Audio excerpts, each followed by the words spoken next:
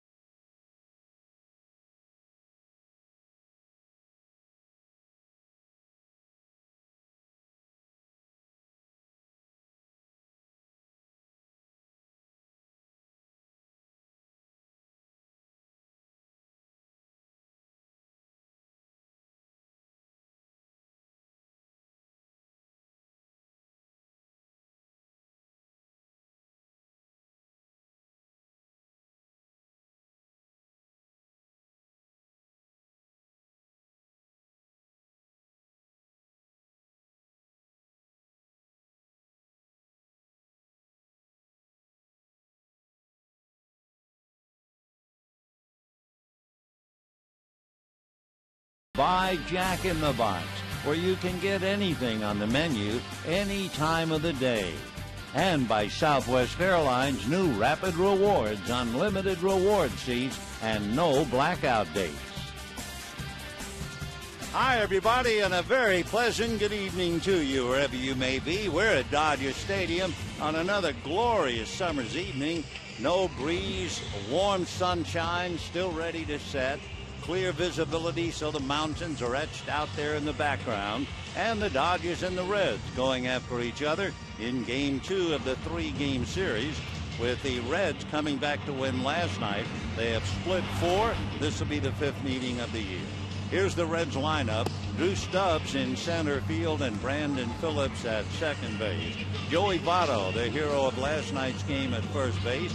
Jay Bruce in right field. Scott Rowland, good to see him coming back. He's had a lot of problems. Scotty at third base. Chris Heisey in left field. Ramon Hernandez will be behind the plate. Paul Janisch at shortstop. And Johnny Cueto on the mound. On the mound for the Dodgers, believe it or not, appearing in his 100th game of his career tonight, and also his 98th start. And among other things, Kershaw has already built up quite a following for a couple of reasons.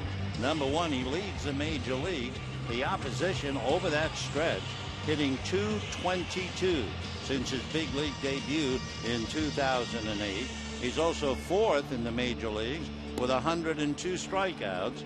And this year, he's really come alive with the bat, but they're, of course, much more interested in the arm. So Clayton Kershaw, with a record of 6-3, he's had a no-decision game against the Reds. He is 1-1 in his career, 1-0 in Cincinnati, 0-1 here at Dodger Stadium. So here come the Reds. The Reds are 3.5 games behind Milwaukee. They are 2 games above 500. The Dodgers, for the moment, are in 4th place, 7 games behind the Giants, who play Arizona tonight, and the Dodgers are 6 games under 500. Clayton Kershaw ready, in his first pitch of the night, fouled away off to the right out of play, and the count 0-1. Drew Stubbs out of Atlanta, Texas, that is, 32 miles south of Texarkana, Texas. Drew had a tough night last night, went 0 for 5 and struck out 3 times. But he does have 9 home runs, 29 runs batted in, checks on a pitch inside. They look down at first. No swing, says the veteran Jerry Davis, and the count 1-1 strike. So Drew Stubbs, who has 15 infield hits, so he can motor, despite the fact he's 6'4", and he swings at a pitch in on the hands, and the count runs 1-2. For Stubbs, rather awkward to have a leadoff hitter who struck out 3 times last night and has struck out 92 times already this year. The 1-2 the count. Kershaw thinks better, backs off the rubber. Drew at 6'4" and 200, came out of the University of Texas, a first-round pick by the Reds. And Drew takes low. Again, Barajas looks, and again, Jerry Davis says no swing. You know, the Reds have been a different ball club against their own division. In the East, they're under 500. In the West, they're under 500. Against the American League, Dusty is under 500. But in the Central Division, they are 24-14. Now the 2-2 pitch on the way, and that is just off the plate. So Clayton Kershaw goes 3-2 on a lovely evening. The temperature at 67 degrees. Stubbs waiting with Brandon Phillips on deck. Kershaw ready. Here he comes. Check swing foul into the screen. Drew Stubbs, when you look back with his background, 15 infield hits, runs well, and he has the genes for it. His father, Rick, went to Louisiana Tech and ran track for 4 years. And for Stubbs, he was a quarterback, and quite a quarterback at that. And he lifts one to the gap in left center, but it's very playable, and Tony Gwynn comes over to make the catch. So Stubbs, a fly ball to left, 1 down. Let's take a look at the Dodgers with the leather as Gwynn went over to catch that one. It's Gwynn, Kemp, and Ethier in the outfield. Uribe, Gordon, Carroll, and Loney, and the battery of Kershaw and Barajas. So with one away, that brings up the veteran Brandon Phillips, hitting .284, 5 home runs, 36 runs batted in. Phillips, fine all-around ball player, good athlete. And the first pitch to him very high, ball 1. Brandon picked up a Gold Glove in 2008. Although he might strike out a lot, he is not the kind of a hitter who's going to be called out. He's too aggressive for that. And he takes a pitch in for a strike, and they count 1-1. Drew Stubbs flying to left, and now Phillips up there hitting .284. I was looking at his walks and strikeouts. Pretty remarkable. He's only struck out 27 times. 1-1 pitch is hit down the right field line, foul, out of play. 1-2 the count. So Brandon Phillips with 5 home runs. He has had, well, very close now to 300 plate appearances and only 27 strikeouts. So you really have to watch out for him. Brandon, right-hand hitter, had 1 hit last night. Back comes Kershaw in the dirt, and the count 2-2. Jamie Carroll, who appeared in last night's game briefly, and Brandon Phillips, as middle infielders, they're tied with hits. They each have 73. Jamie playing second base. 2-2 the count to the other second baseman, Brandon Phillips.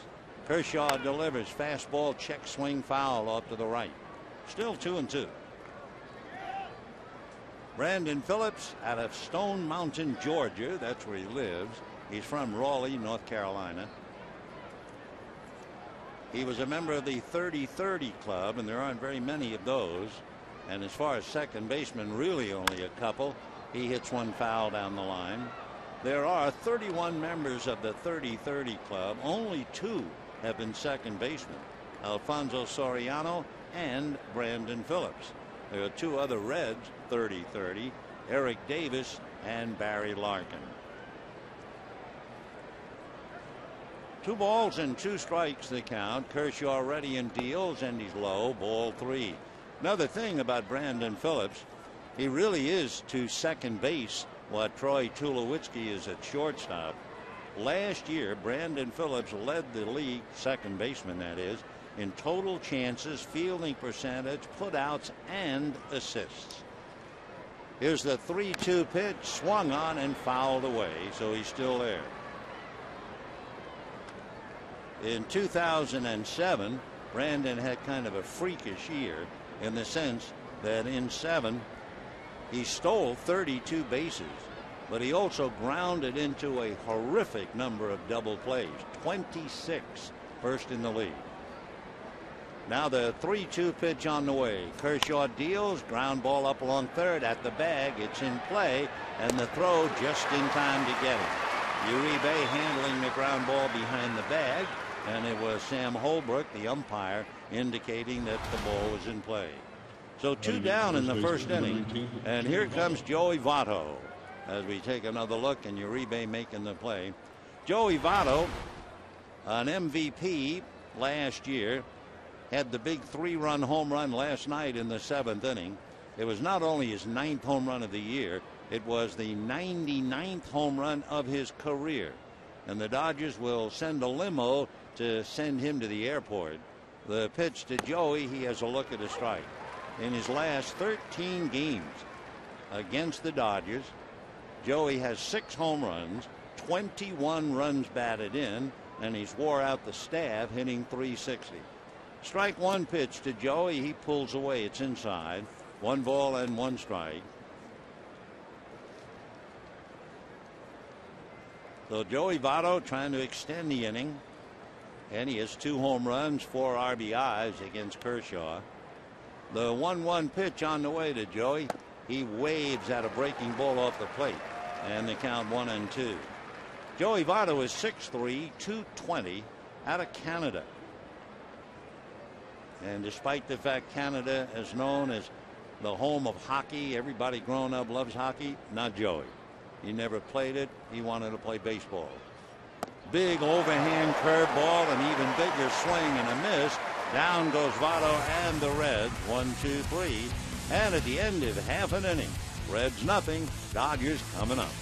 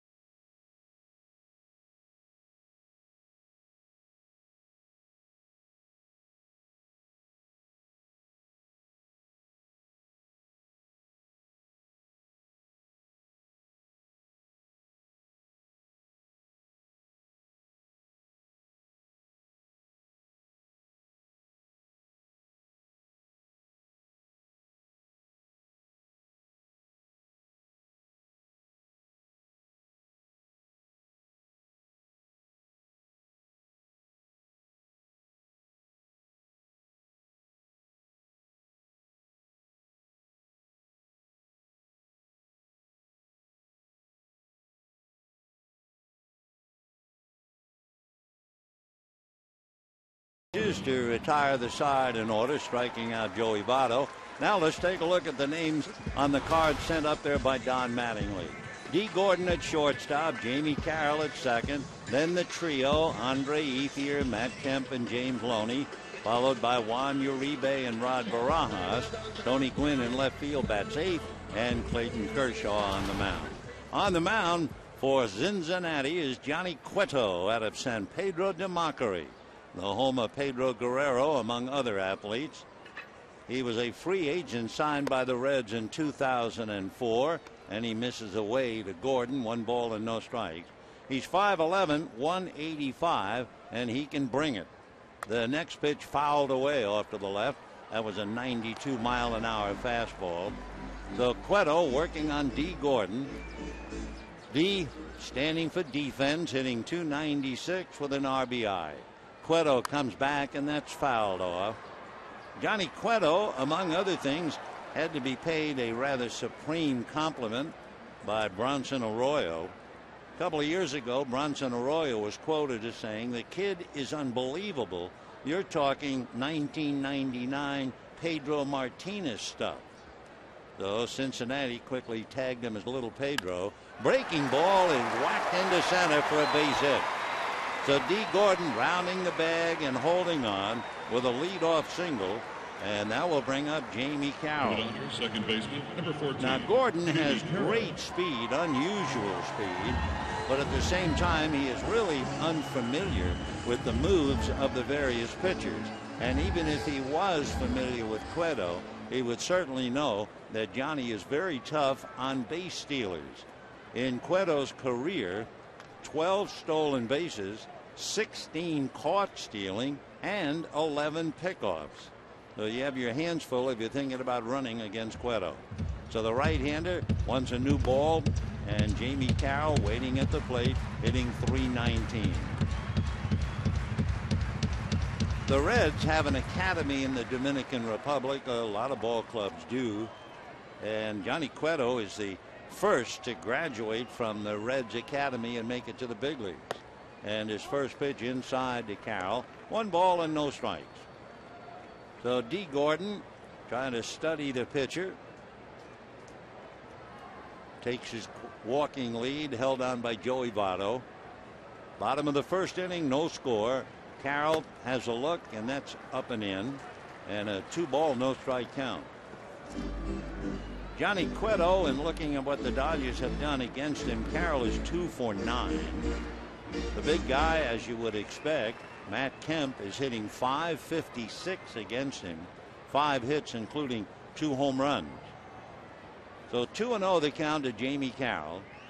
Gordon holding and the pitch foul back, and the count runs to 2-1.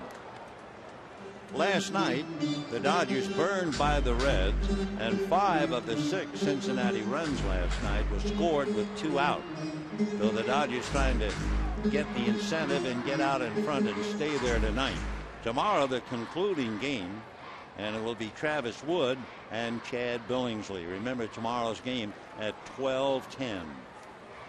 So Cueto, his last game was at San Francisco, and he went 7 shutout innings, works way inside, so he's behind 3-1. Now, looking at Jamie Carroll's numbers on a 3-1 count, he has walked 23 times and struck out 30. The 30 strikeouts will probably be well over 250 plate appearances, so we'll see if that means run and hit. Cueto, is he around the plate a lot? Well, he's only walked 14 while striking out 31. A lot of numbers, but they go into the manager's decision, and Gordon does not go, and it's ball 4. So Cueto starts off on a wobbly note. Gordon hits a breaking ball for a base hit to center. Carroll runs the count to 3-1 and walks. And now Ethier, Kemp, and Loney, and for Dusty Baker, a tough wobbly start. We can duck in a score. Rockies are leading the Padres 3-2 in the 4th inning. Giants are leading the Diamondbacks 1-0 in the 2nd inning. Pablo Sandoval is back in the Giant lineup, and he knocked in the run. And we're here 1st and 2nd, bottom of the 1st inning, no score, and Andre Ethier at the plate. Ethier 3 for 9 with a home run against Johnny Cueto. 2 on, nobody out. Dodgers trying to get the drop on the Reds, and the first pitch in for a strike, and the count 0-1. Andre hitting .320, 5 home runs, 32 runs batted in. You have D. Gordon at second. You have Jamie Carroll at first, nobody out. Cueto back with a pitch grounded to the hole at short. Giannis to second for 1. Not much of a throw to first, and when it gets away from Votto, here comes Gordon to score.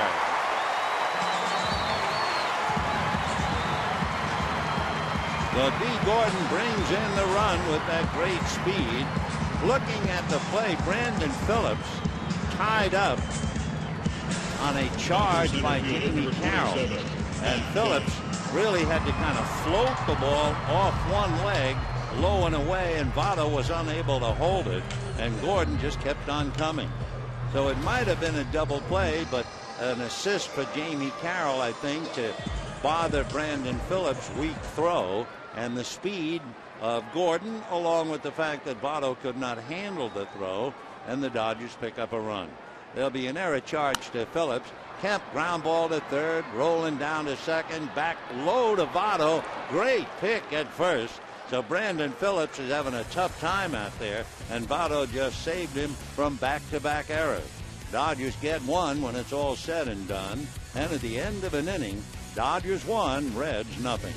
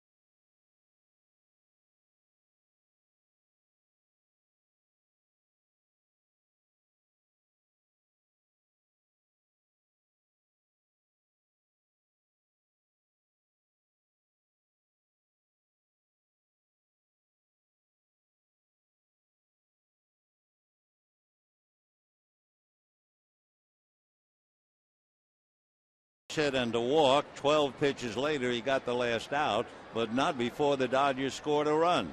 So we go to the second inning with the Dodgers leading the Reds 1-0. Jay Bruce, Scott Rowland, and then Chris Heisey. And Jay Bruce, left-hand batter, takes high, ball one, 1-0. Jay out of Beaumont, Texas, first-round pick by the Reds back in 2005. Had 25 home runs last year. Jay takes low and away, 2-0. He's hitting .287 and he has 17 home runs, but his last home run was June the 1st. So he's gone about 2 weeks without hitting one out. Kershaw, both feet on the rubber, turns now into the windup, and the 2-0 pitch swung on and fouled away. 2-1 the count. Today is the birthday of one of our favorite people, Dodger great Don Newcomb. Don, 85 years old today. Down in the Cincinnati dugout, Dusty Baker will celebrate his 62nd birthday tomorrow.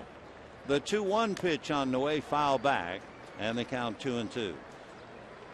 By the way, in case you have forgotten it, they don't really make that much of a fuss, but June the 14th, today, is Flag Day. And we certainly don't want to let Old Glory go by without a couple of words for sure. The 2-2 pitch on the way to Jay Bruce is taken high, ball 3. Do you ever wonder why our flag is called Old Glory? Well, we can tell you about it, but we don't want to get in the way of pitches. We'll tell you why in a minute.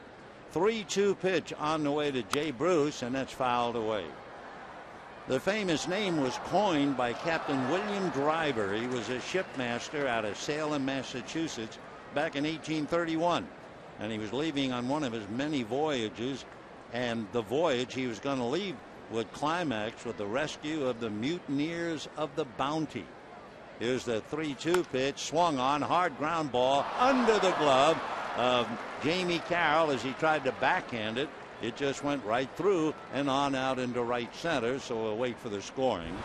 Normally, I would say Jamie makes that play 9 out of 10 times, but this time it just got away. So we'll wait for the scoring. But meanwhile, Bruce is aboard, and Scott Rowland coming up. It is good to see Scott Rowland, and that will be an error charged to Jamie Carroll. And I'm sure every time, any time that Scott Rowland would come to Dodger Stadium, it would bring back a lot of pain and a very bad memory. He's hitting .240, 2 home runs, 22 runs batted in, and he takes inside, ball 1. Scott Rowland has had a magnificent career with the Phillies, the Cardinals, the Blue Jays, and the Reds, but a nightmare game here is what really set him back. I mean, you're looking at a fella who has 8 gold gloves, among other things, and might have been a Hall of Famer for that matter, except for one incident here. He fouls one away, and the count 1 ball and 1 strike. Talking about his gold gloves, I mean, Brooks Robinson had 16, Mike Schmidt had 10, and Scott might have had a lot more, except for a collision at first base against big Hee-Sop Choi of the Dodgers.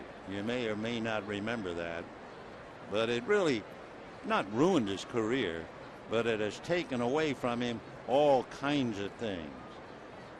Rowland, rounding first base, collided with Hee-Sop Choi and wrecked his left shoulder. He's had 4 surgeries. I can't tell you how many cortisone shots he has on that shoulder. The 1-1 pitch, Scotty, it's a 1-hopper, short hop by Gordon. They get a force. They get a double play.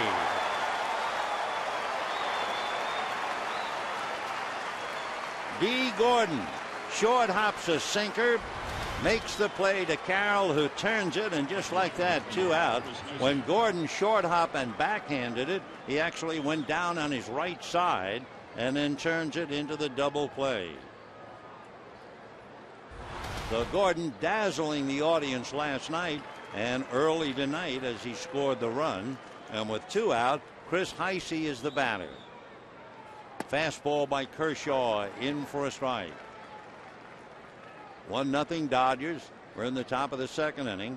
Heisey hitting .286, 5 home runs, 22 runs batted in. The strike one pitch is low, 1-1. Anyway, when Captain William Driver was going on the cruise that would lead to rescuing mutineers from the Bounty, friends presented him with a beautiful flag of 24 stars, and when he opened it up to the ocean breeze, he exclaimed, "Old Glory," and the name stuck ever since. Of course, the flag has changed. On this day in 1777, the Continental Congress passed the first Flag Act. That would be 13 stars, 13 stripes, and it just kept growing, stars and stripes after that. Curveball bounces, gets away, 2-2 the count. In 1794, it had 15 stripes and 15 stars. Then it moved on, and eventually in 1912, they had stars and 6 horizontal rows of 8 each. Everything that you know about the flag now when you look at it. 2-2 pitch is swung on and missed. Down goes Heisey. That's the second strikeout for Clayton Kershaw. Quite an inning as we salute Old Glory on Flag Day, and at the end of an inning and a half, 1-0 Dodgers.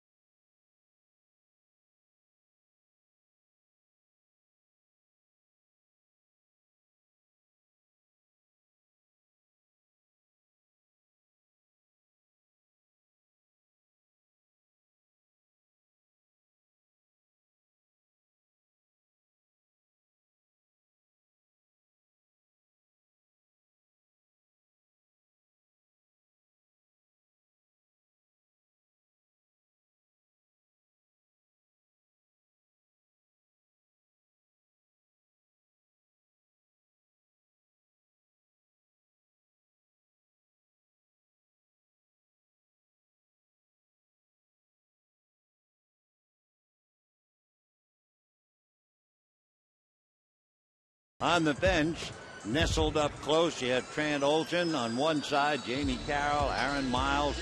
Right now, young Dee Gordon is sitting there explaining to Miles and Olson just what happened on the ball that he handled. So one young, very young infielder talking to a veteran.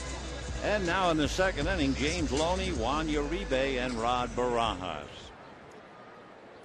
So Dee Gordon taking a hard hit ball by Scott Rowland, turning it into a double play. He's already scored a run, and into the second inning we go. Loney hitting .257. First ball swinging, fouls it back. He has 4 home runs, 24 runs batted in. Since April the 26th, all the pieces have fallen into place for Loney. He's hit .315 over the last 44 games. So James in and out of the box. Johnny Cueto looks in, turns ready, and comes back 0-1, and that's fouled away, and the count 0-2. Johnny Cueto, when the Dodgers saw him on the 4th of June, a victim of a blown save, he left the game leading 4-2. The Reds then added 3 more, and it looked like he had a lock on it, 7-2. And Matt Kemp hit a grand slam home run, and the Dodgers went on to win the game. And Cueto losing one. Loney, meanwhile, driving one into right field. Moving over to backhand the ball is Jay Bruce. Deloney a long out to right field, one down, and Juan Uribe coming up. Say, you know, you can take the Dodgers with you wherever you go this year. Subscribe to MLB.tv today. See every Dodger game live or on demand on your computer and your favorite devices. Visit Dodgers.com to order and get more details. MLB.tv, baseball everywhere. Cueto working now on Uribe. And the pitch low, ball 1-0. Uribe 1 for 3 with 2 RBIs against Cueto in the past. Juan hitting just .220. Hits one foul off first base upstairs, and the count 1 ball and 1 strike. Uribe has had a good deal of success in his lengthy career against the Reds, hitting .309 with 5 home runs and 18 RBIs. Hits another one foul. This one will find the seats off first base, and the count 1-2. Another beautiful evening here in Southern California, sunset time. Cueto, meanwhile, turns, ready, comes back 1-2. Little foul ball off to the left, and it's still 1-2. So Johnny Cueto, 5'11", 185. Fastball, the two-seamer. He has one up to 97, the other at about 94. Hard slider, and there it is, swung on and missed by Uribe. That slider comes up there as much as 88. So that's a huge pitch, and we have 2 down, and Rod Barajas the batter. Johnny Cueto with the 2 fastballs and the slider. He also has a good changeup. One of the great names in Cincinnati history, Mario Soto, was the man who was a minor league pitching coach in the Reds organization, and Mario taught Cueto the change. The first pitch in for a strike to Barajas, and they count 0-1. Rod batting .231, 8 home runs, 21 runs batted in, struck out as a pinch hitter in the 9th inning last night. Strike 1 pitch, Rod a one-hopper to third, rolling it right there and guns him. Remember, he has 8 gold gloves down there at third base. And the Dodgers go 1-2-3, and at the end of 2, Dodgers 1, Reds 0.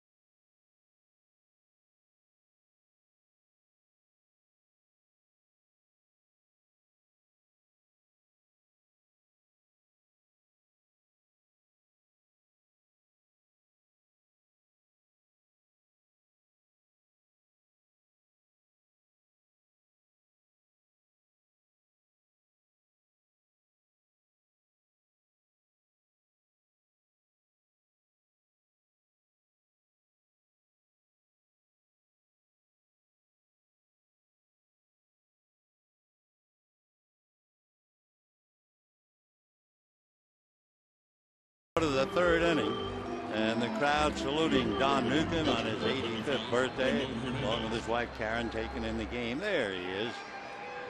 What a guy, and what a player. How about being Rookie of the Year, Most Valuable Player, and the Cy Young Award? That's all he ever did. Unbelievable. It'll be Hernandez, Yanish, and Cueto in that order. 3rd inning, with the Dodgers leading the Reds 1-0. So Hernandez checks in, and Clayton Kershaw ready and makes his first pitch to the catcher, and that's a little high. Ball one. 1-0 the count. Ramon Hernandez. He's out of Venezuela from Caracas. Originally signed as a free agent by the A's.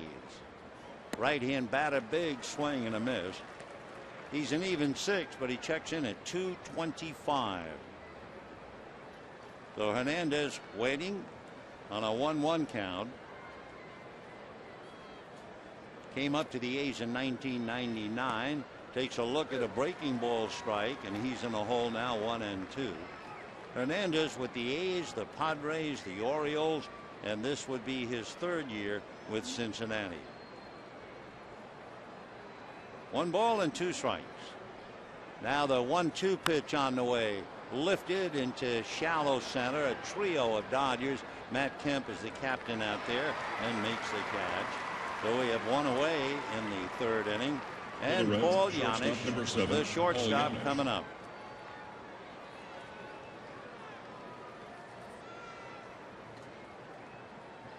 Yanis hitting .233. He has 18 runs batted in. He had Tommy John surgery back in 2005, and he looks at the first pitch for a strike. So the left side of the Cincinnati lineup, Paul Yanis and Scott Rowland, both had horrific collisions in different places at first base, and Yanis takes low, and of course Scott Rowland here. Yanis, that's a Czechoslovakian name. He has no idea why the J sounds like a Y. And the 1-1 pitch on the way. Fastball hit back to Kershaw. He lobs it to first in time for the 2nd out. So Kershaw has retired 8 in a row despite an error. And Johnny Cueto coming up. Johnny Cueto has had 13 at bats. He has 1 hit. It was a single. He has sacrificed 3 times. So John checking in, 1 for 13. 2 out, 3rd inning. 1-0 Dodgers. Kershaw comes back and misses inside. Ball 1, 1-0. Cueto, as we said, is 5'11". Bends at the knees, however, and a little at the waist. The 1-0 pitch, John swings, drives it to right center, but Matt Kemp will pick it off, and that will be that. Nice, easy inning. Kershaw now has made just a few pitches, and at the end of 2.5 innings, he leads 1-0.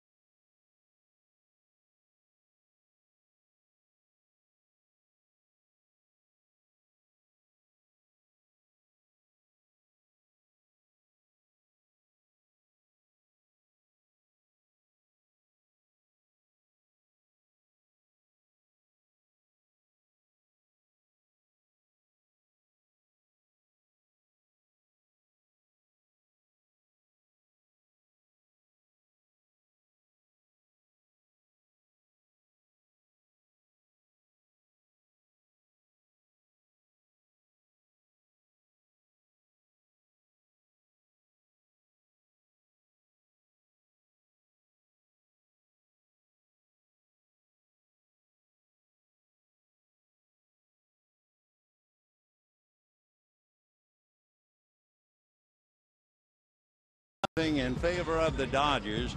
And for the Dodgers to score in the first 3 innings against Johnny Cueto, that's a little surprising as far as Cueto is concerned, because the right-hander has really cut down the numbers in the first 3 innings from last year. His earned run average last year in the first 3 innings was over 5. His pitch to Gwynn outside, ball 1, and coming into this game, his earned run average in those first 3 just 1.2. But the Dodgers, and the speed of D. Gordon and the throwing error by Brandon Phillips, lead 1-0. Tony hitting .229 with a half a dozen runs batted in. Cueto turns ready, and his 1-1 pitch on the way, and that's in there for a strike. 1-2 the count. Cueto, as we mentioned, fastball, slider, great change.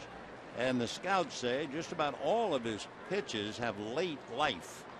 Here's the 1-2 pitch on the way, and that's pulled foul outside of first down the line.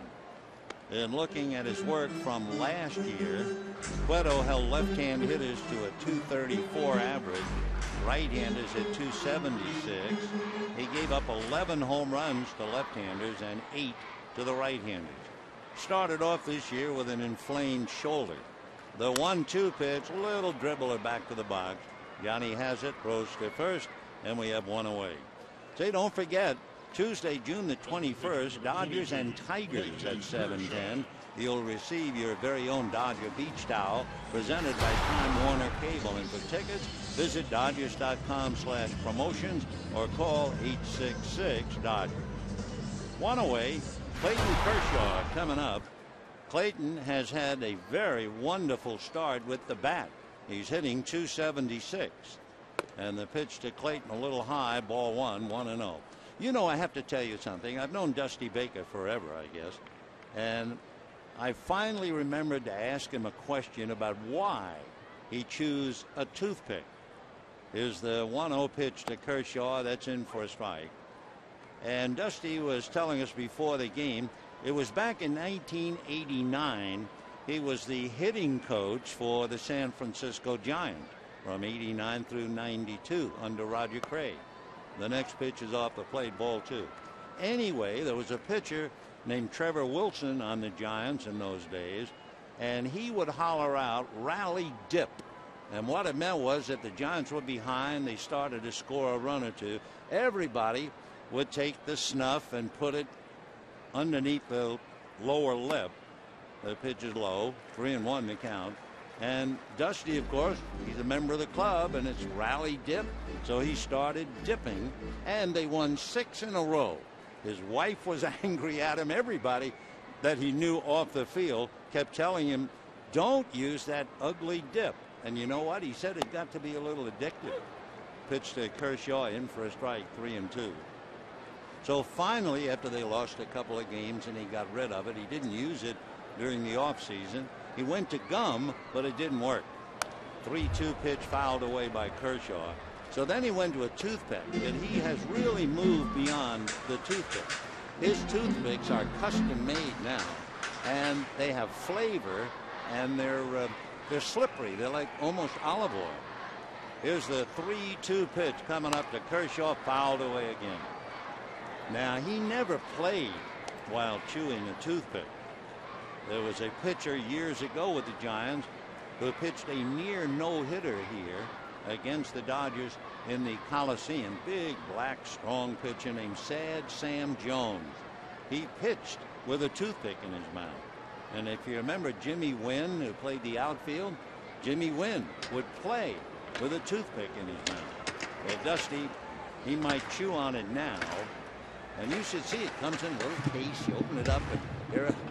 But you know who told him if you're going to chew the toothpick, chew this particular toothpick? It was his dentist.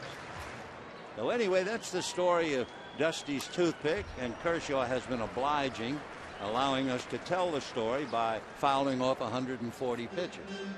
Well, maybe not, but he's already seen 8 pitches. The Cueto's a little tired of him. John ready and comes back 3-2, and it's fouled away again.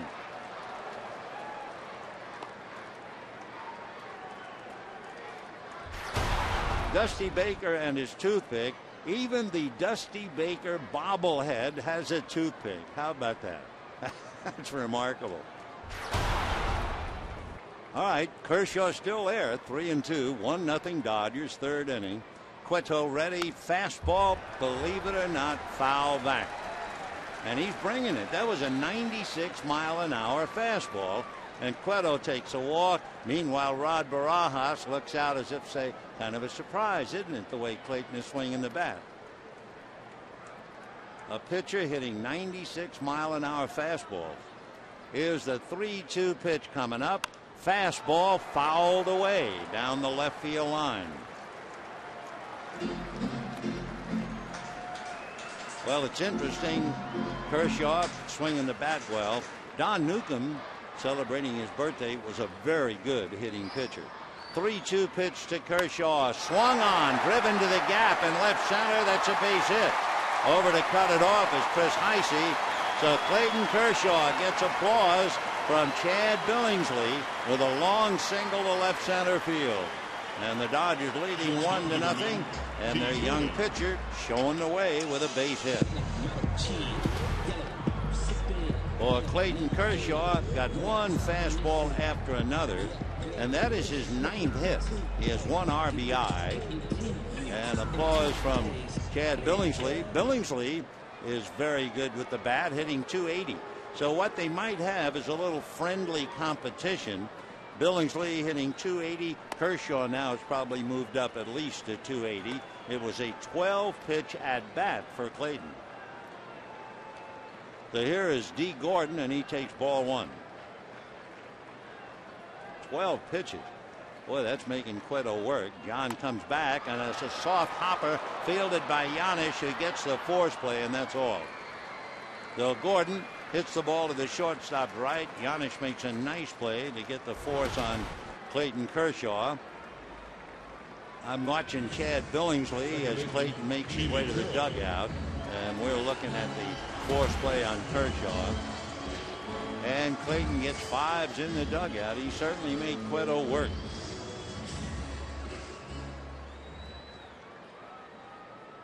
So we have 2 out, bottom of the 3rd. Dodgers lead the Reds 1-0, and here's Jamie Carroll.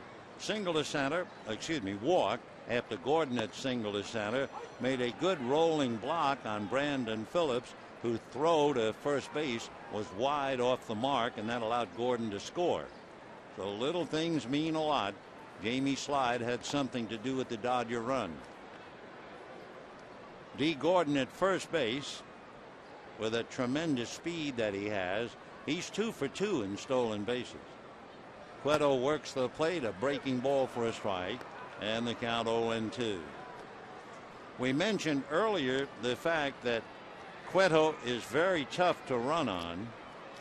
We'll repeat, he's allowed 12 stolen bases, but 16 have been caught, and he's also picked off 11.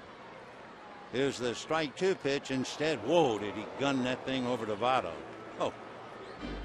By the way, we mentioned about Don Newcomb celebrating his birthday, the fact that he was a marvelous hitter. In the 1955 season, Newcomb had 7 home runs and hit .359. Here's the strike 2. There goes Gordon. Hit and run ground ball to short.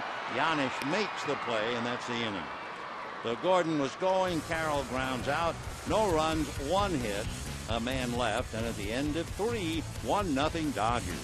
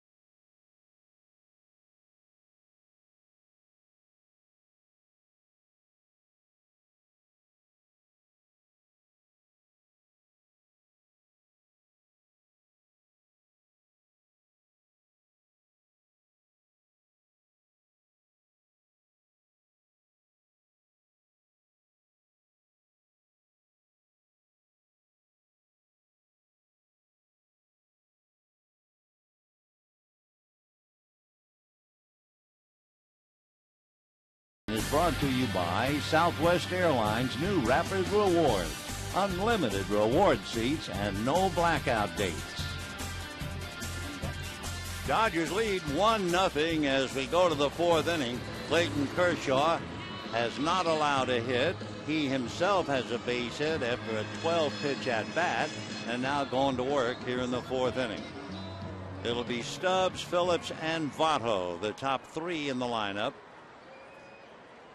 Drew Stubbs out of Atlanta, Texas, and they say there's a big sign outside that little town, and it sums it all up. Population 6,000.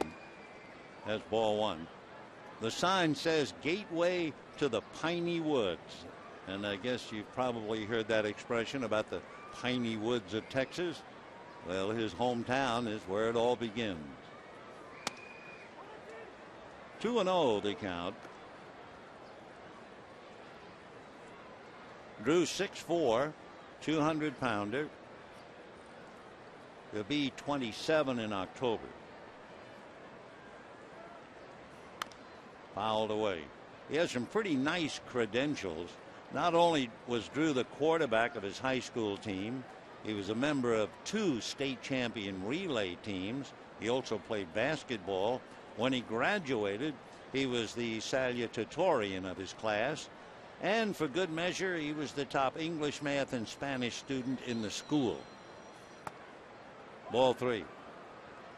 And of course, as a fan would say, yeah, but can he hit? Well, he's hitting .261, 9 home runs, 29 runs batted in.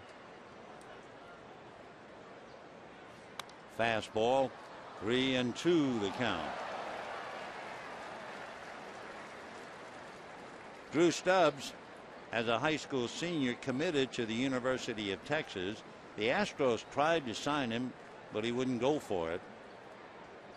Went to the university and was eventually signed there for a big bonus. Hard ground ball off the glove of Uribe. He recovers, throws, too late. Great effort by Juan Uribe to get the leather on the ball at all and then recover and make the throw. But Stubbs runs very well and beats it out. Remember, his father ran track, so he has the genes for running. Nice effort by Uribe. And just like that, a leadoff single. And the batter will be Brandon Phillips. Brandon Phillips grounded to third in the first inning. Made the throwing error as Jamie Carroll was breaking up the double play to allow the Dodgers to get their only run. So here's Brandon. And first ball swinging, hits it back at first, down the line. 3 Dodgers coming over. Jamie Carroll makes the catch. Jamie Carroll with Loney on one side of him, Ethier coming up the other, and he's going to catch it below his hip, I believe. Yep, and an ice cream cone as the ball just did stay in the glove. So Phillips fouls out. Nice play by Carroll. And now here is Joey Votto hitting .332 in his last 13 games against the Dodgers. 6 home runs, 21 RBIs, and hitting .360.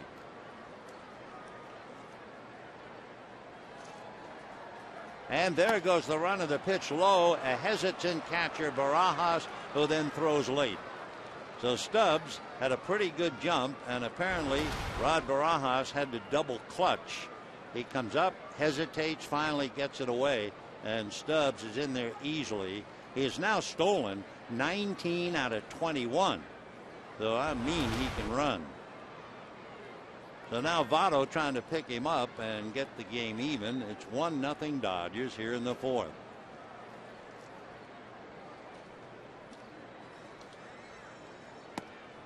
One and one.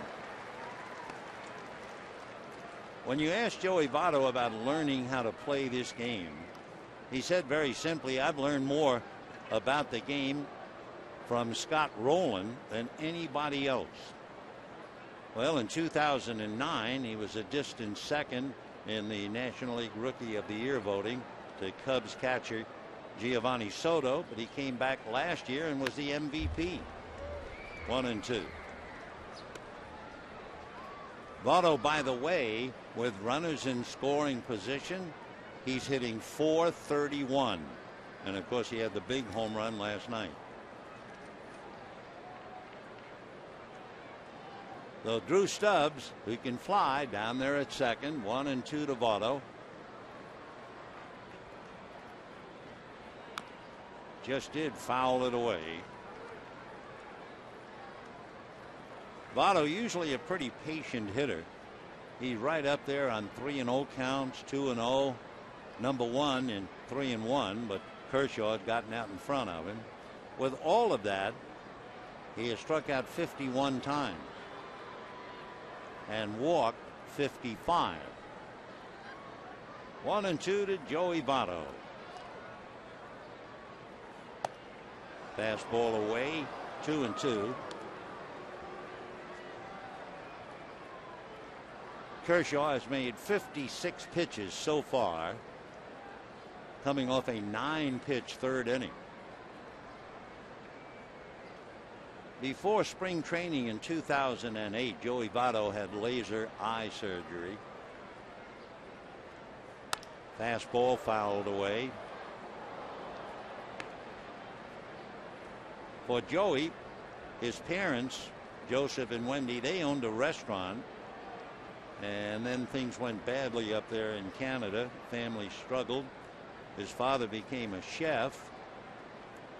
His mom became a sommelier. She knows all about wine. Joey is 6'3", 220. Holds up on ball 3. And we mentioned last night that Joey Votto says he's always been infatuated with the legend of Ted Williams. He thinks he's read every book ever written about Ted.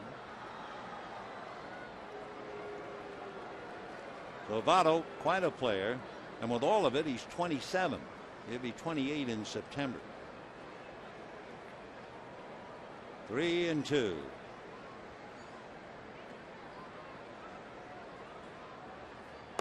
And he was really fooled on the breaking ball. That wasn't a swing. That thing, he was looking 3-2 fastball for sure. And look at that. That's not a Joey Votto cut. He was completely outpitched on that one. So Kershaw takes care of one of the more dangerous hitters in the league. And for Clayton, that would be his third strikeout. Now the batter is Jay Bruce. One thing they tell me that Dusty Baker doesn't like to do, he did it last night and again tonight, with left-handers back-to-back. Left-handers Votto and Bruce last night produced one hit, but there was the big home run by Votto. So far, the two of them are 0 for 3 tonight, back-to-back. 1 ball and no strikes to Jay Bruce, hitting .286.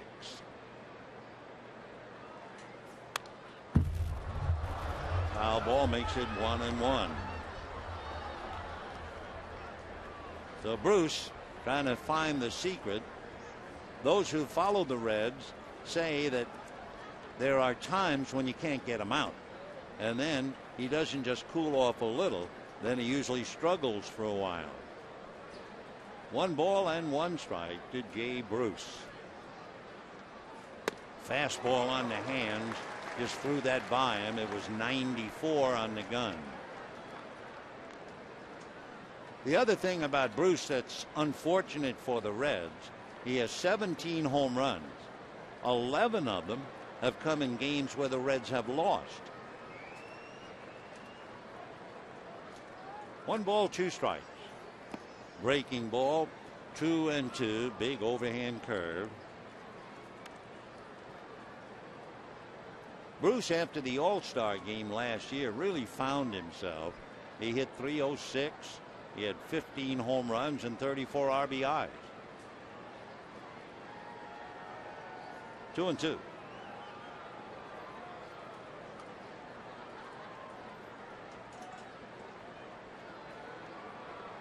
Tying run at second in Drew Stubbs. fouled away. Maybe an insight on why Bruce can be very, very hot or very, very cold. His mother, her name is Martha, and she said since Jay was about 12, he always doubted himself. He just always thought everyone was better than him. Then, as he got beyond 12, he began to mature a little more and have more self-confidence. And that gets away, but not far enough. Stubbs holding. 3-2 the count to Bruce. And on deck, Scott Rowland. So this is a big pitch. Left-hand pitcher against the right-hand bat of Scott Rowland, which is waiting on deck.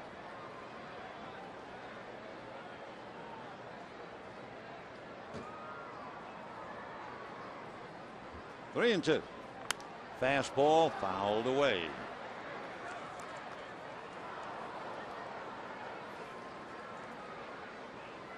Dodgers scored a run in the first inning. Gordon singled, Carroll walked. Ethier hit into a force play that might have been a double play except for the slide by Carroll into Brandon Phillips, who threw the ball away for an error, and Gordon scored.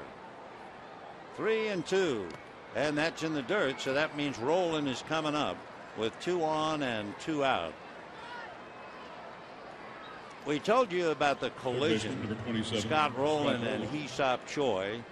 That was in May of 2005. And it really changed the Cardinal third baseman. This was after he had played for Philadelphia. Before that play, that collision, Rowland had not suffered a major injury in years. And since that time, it's just been one problem or another with the left shoulder. Scott Rowland, 6'4", 240, out of Jasper, Indiana. They say that's a town of about 10,000 people near Evansville. And he's up there, 2 on, 2 out, 1-0 Dodgers. Curveball in for a strike. Rowland, 4 shoulder surgeries. Walt Jocketty, who is the general manager of the Reds, formerly the general manager of the Cardinals, made some great picks, and one of them for St. Louis was Scott Rowland, who bangs it down the left field line. That'll go to the box seats. Scoring easily is Stubbs. Here comes Bruce. The relay by Gordon. A close play. He is out at the plate. D. Gordon does another great play. Well, the kid is dynamite. A perfect throw. And he gets 5 from Casey Blake. The throw from Gwynn to Gordon, right on the money to Barajas. Great tag by Rod as well. However, the Reds do get one as we take yet another look at it. And Jay Bruce is nailed at the plate. And at the end of 3.5, a 1-1 tie.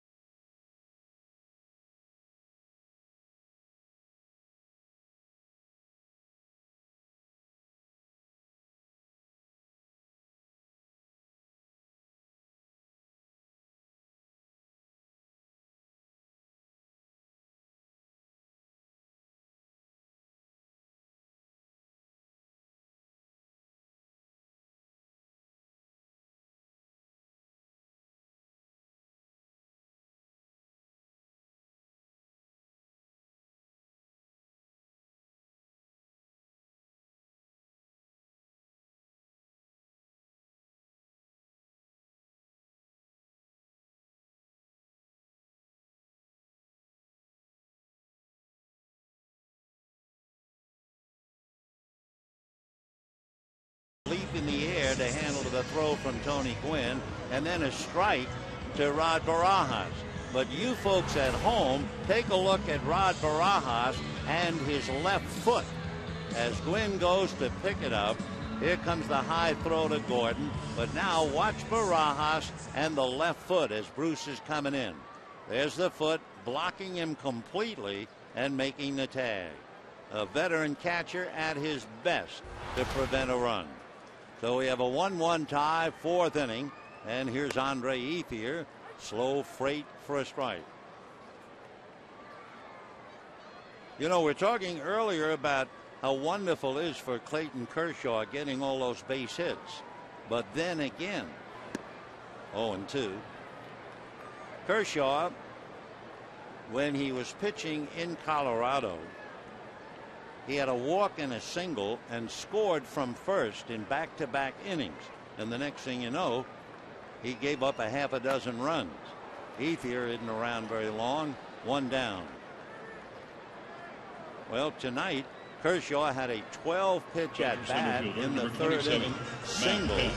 He was eventually forced at second, and then goes to the mound and makes 25 pitches. Maybe the Dodgers would just as soon let him stop hitting and getting some well-deserved rest.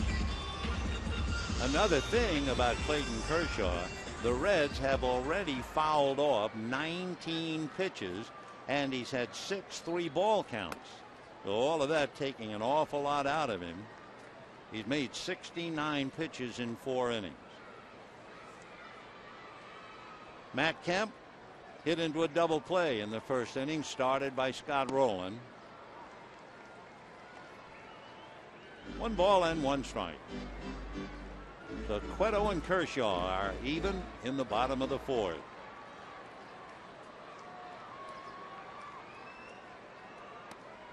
Low and inside, ball 2, 2-1.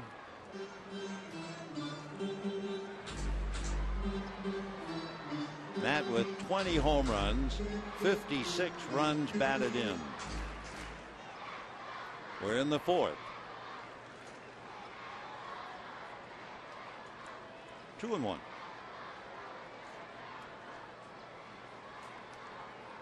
With Matt Kemp and his 20 home runs up there, your first thought would be, how many home runs has Cueto allowed so far this year? The answer is 3. 2-2.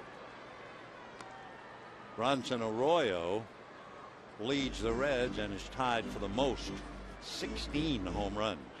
But as we mentioned last night, if you play and pitch in Cincinnati, you're really vulnerable to the home run.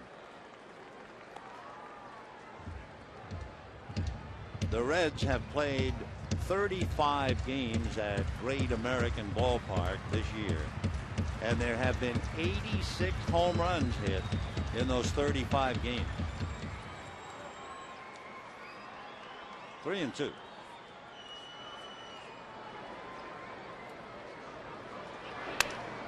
And a little flare over the head of Votto and down the line. A sliding pickup, a throw in. They got Kemp hung up. Cueto with the ball, gives it to Giannis. Giannis back to Brandon Phillips. Phillips will give it back, and the tag is made, and that'll be that. And the tag by the pitcher, Johnny Cueto. So Matt Kemp, as soon as Votto went into a slide to retrieve the ball, Matt thought, well, he's off his feet. I'm going to try and keep going. And Votto, a quick recovery. Here's where he decides. He sees Votto go down. And eventually, Johnny Cueto, the pitcher, is going to make the tag for the out. That's Brandon Phillips. And there is Johnny Cueto. So Kemp, a base hit. A good all-around effort by Joey Votto and the rest of the Reds to get him. A little flare to right.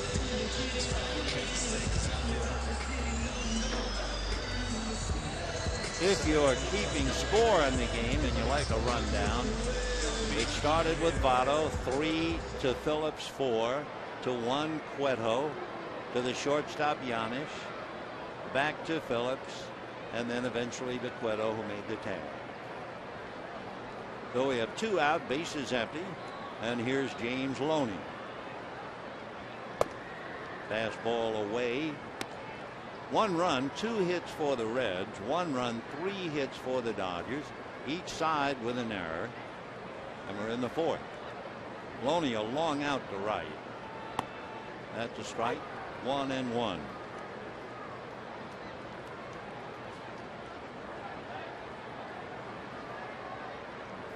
Juan Uribe hitting back of Loney.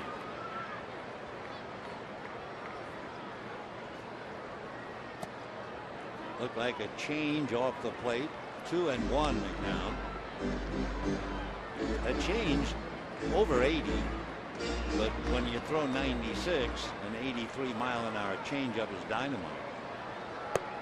And that's in there. 2-2, and that was another change. Mario Soto, he would be proud of Johnny Cueto. 2-2.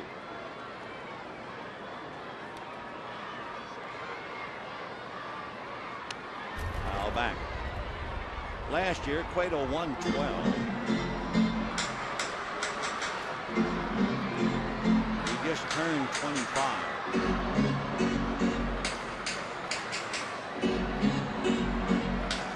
They say Johnny's very quiet, very focused. Did great stuff.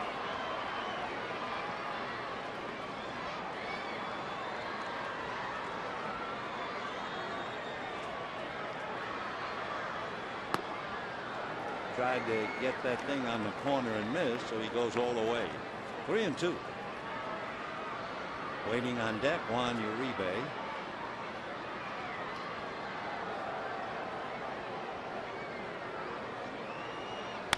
And ground ball to first. Votto will take it to the bag, and that's it. So no runs, a Flair single, the eventual rundown at Matt Kemp, and at the end of 4, a 1-1 tie.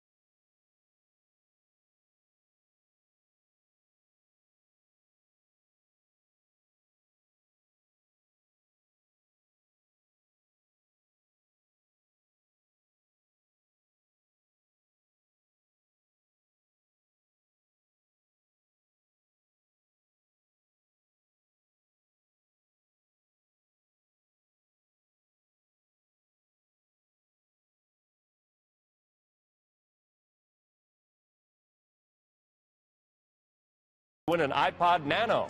Tonight's winning combination is 14-3-16. Enter now on KCAL9.com/Clubhouse Combo. Brought to you by Morongo Casino Resort and Spa. 5th inning in a 1-1 tie. Chris Heisey, Ramon Hernandez, and then Paul Yanish. Heisey struck out in the 2nd inning. 0 for 1.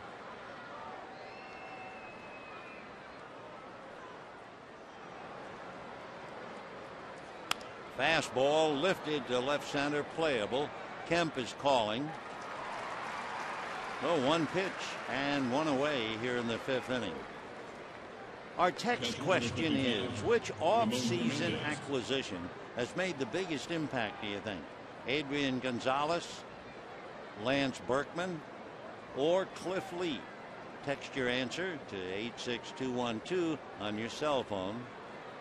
Gonzalez, Berkman, or Lee.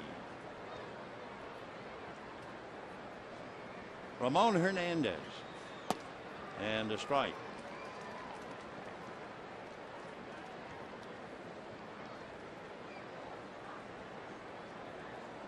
Hernandez, a big man.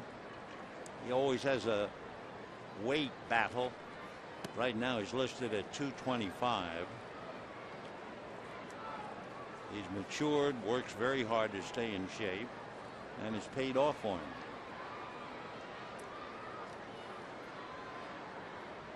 He became a United States citizen March 1st of this year. Ground ball to the hole. D. Gordon. Easy. 2 down. And the batter now, Paul Yanis, who hit back to the box in the 3rd inning.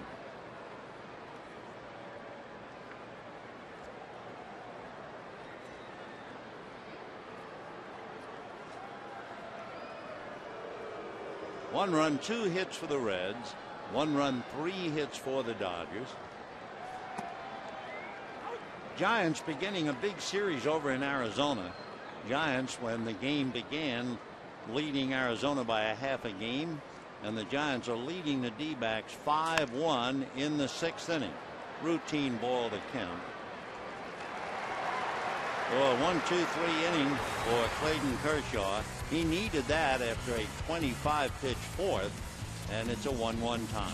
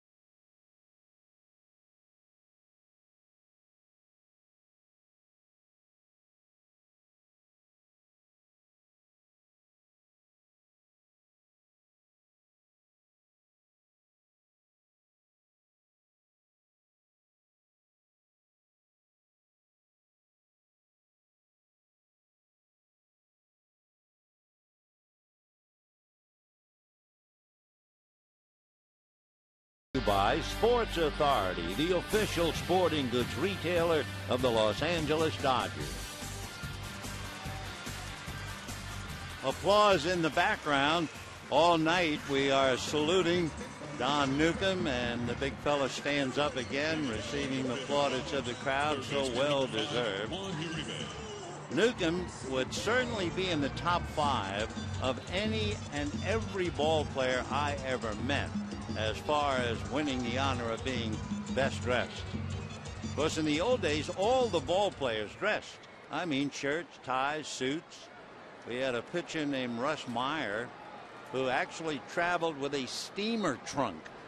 So help me, you could open up the steamer trunk, you could pull out the rack, and there'd be 4 or 5 suits.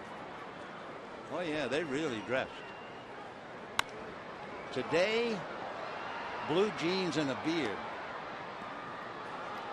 1 ball and 1 strike to Juan Uribe.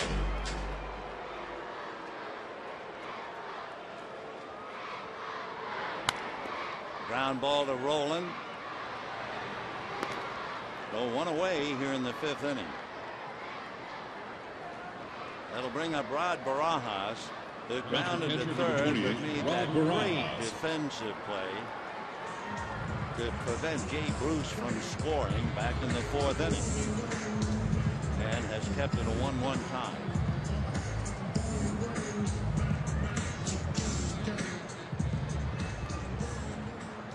Rod 0 for 1.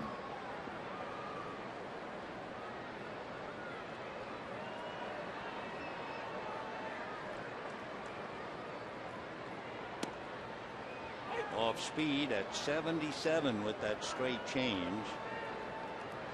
When he's letting go of it, you'd swear it's a fastball. Such a great, easy delivery. Now the fastball, 1-1. Johnny Cueto.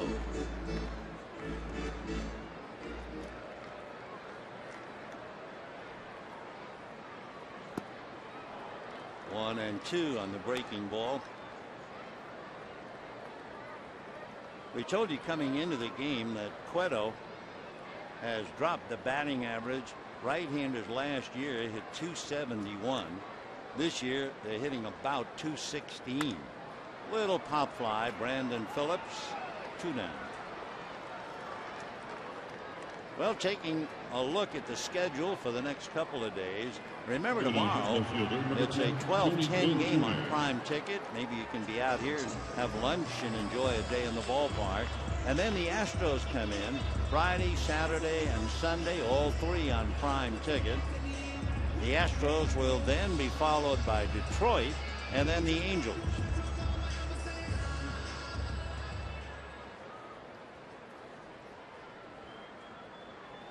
Two out, fifth inning, and here's Tony Gwynn. They look bunt, pull up the corners, ball one. Tony hit back to the box in the third inning.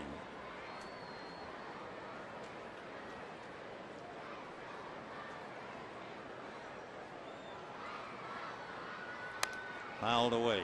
You know that exciting play in the fourth inning on the base hit by Rowland. Gwynn hustling over to pick it up. Firing high to D. Gordon, who then threw to Barajas for the out. That meant that the Dodgers now have a major league leading 20 outfield assists. Gwynn picked one up. Andre Ethier, I know, has a half a dozen. And of course, for Rod Barajas, it was a big league catcher at his best. So the Dodgers, 20 assists from the outfield. That's a bunch.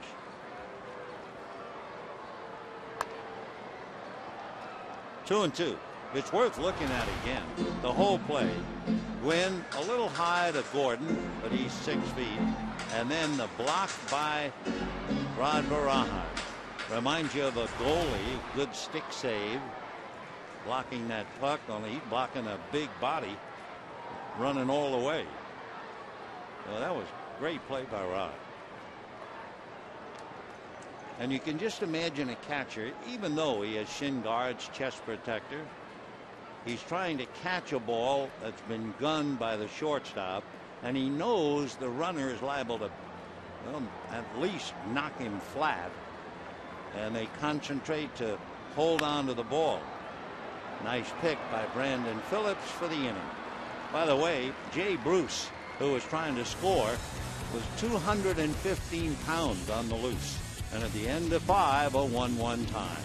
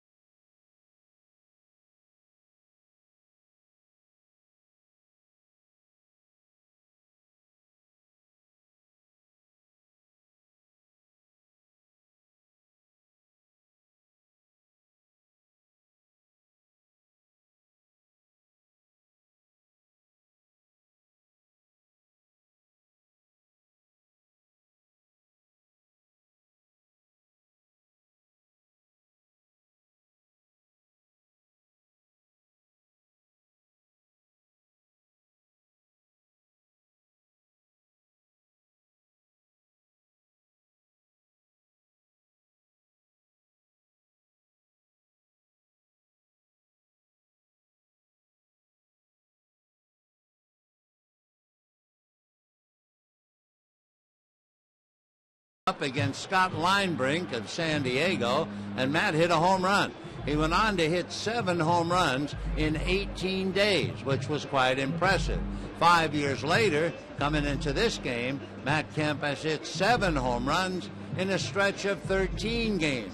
So he's improved dramatically.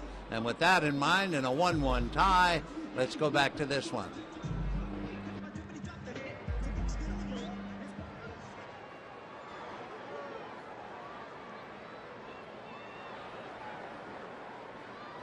Kershaw ready to go, and Johnny Cueto bluffs bunt. For Clayton, after getting the base hit, remember, in the 3rd inning, he went out to the mound and made 25 pitches in the 4th, giving up the run. Big bouncer, long throw for Gordon, and it's in time. 1 away. Anyway, after that 25-pitch game in the inning 4, he came right back in the 5th inning and made only a half a dozen pitches. So obviously he's a lot better off if he's off the bases. Drew Stubbs flied to left, singled off Uribe's glove. It was a great effort by Uribe to hold it to a single, otherwise it's down the line for a double. Then Stubbs stole second base. He's stolen 19 out of 21 against a pitcher who is very, very tough to steal on.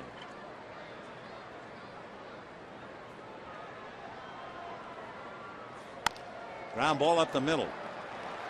So Stubbs, who had a tough night last night, striking out 3 times and going 0 for 5, is 2 for 3 tonight, and he has a reason to grin.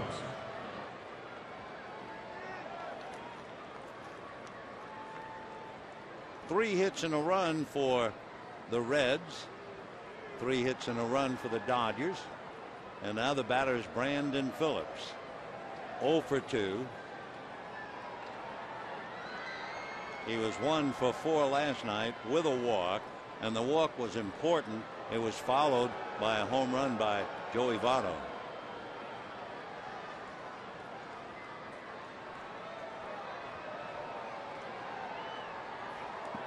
In the dirt, nice save. 1 ball and no strikes.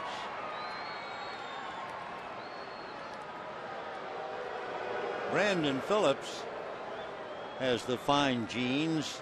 His parents were fine athletes. His father was a wide receiver at Shaw University in Raleigh, North Carolina, and his mom was a power forward on the school's basketball team. Remember, we told you how tough Kershaw is on base stealers, but Stubbs stole second in the 4th inning. So it means in Kershaw's career, he's given up 20 stolen bases, but there were 18 caught, and he has 33 pickoffs. Fouled away. So with all of his other abilities, Clayton does a terrific job holding on the runner.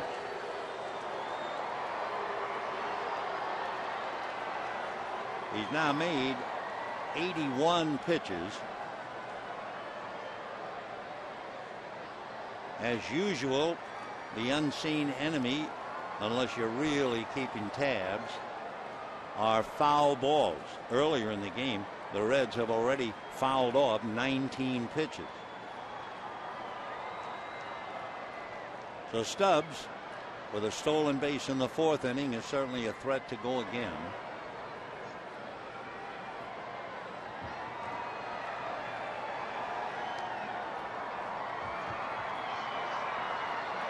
One ball and 1 strike.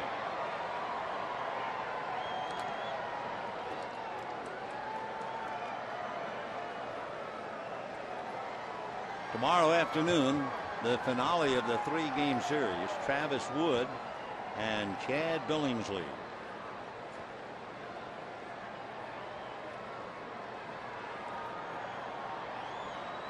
One ball and 1 strike. There he goes. Pitch is a strike. A throw on a bounce, and he's in there. So Drew Stubbs with 2 stolen bases. Barajas double clutched back in the 4th inning and could not get off a good throw. It looked like Stubbs might have beaten it anyway, but had the ball been in the air all the way, and even then Carroll thought he had him. That close. The foot and the tag. Jamie said yes. No. So Stubbs in scoring position with 1 out. Phillips and Votto trying to pick him up, and Kershaw wants to talk to Barajas.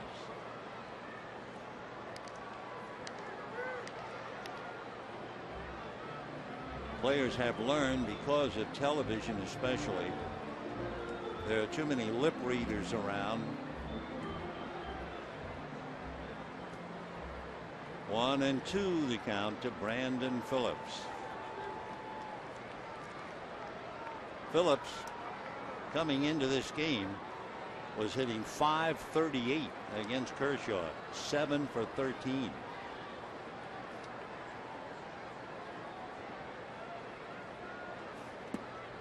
Two and two.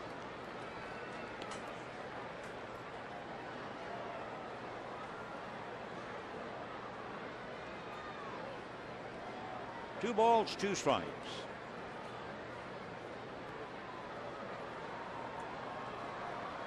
Phillips got his first major league hit. Gave the ball to his mom. And down he goes. So Kershaw has gotten him 0 for 3 without hitting a ball out of the infield. Now let's see what the Dodgers do with Joey Votto. Another left-hand hitter back of him, and that's Jay Bruce. Votto struck out in the 1st inning and struck out in the 4th. Coming into the game, he had 2 home runs and hitting .308 against Kershaw.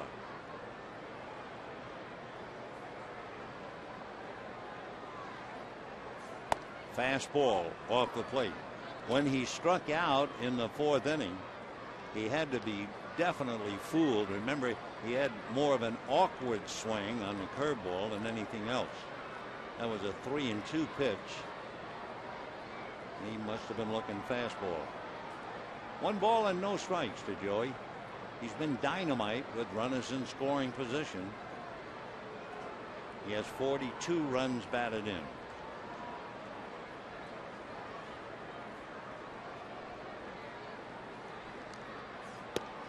Check swing and a strike. 1-1.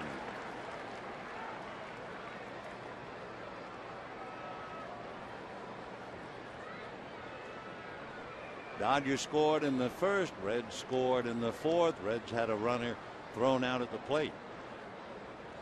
Stubbs scored the run, and he's in position again. Fastball on the corner.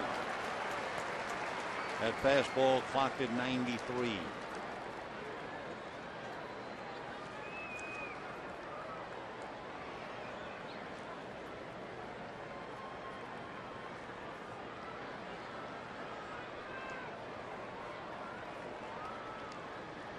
One ball, 2 strikes. There's the curve and a fly ball. Gwynn is there. That's that. Well, last time he couldn't even connect on the curve. This time he just hits a lazy fly ball. Nice bit of pitching by Kershaw. They leave a runner at 2nd, and at the end at 5½.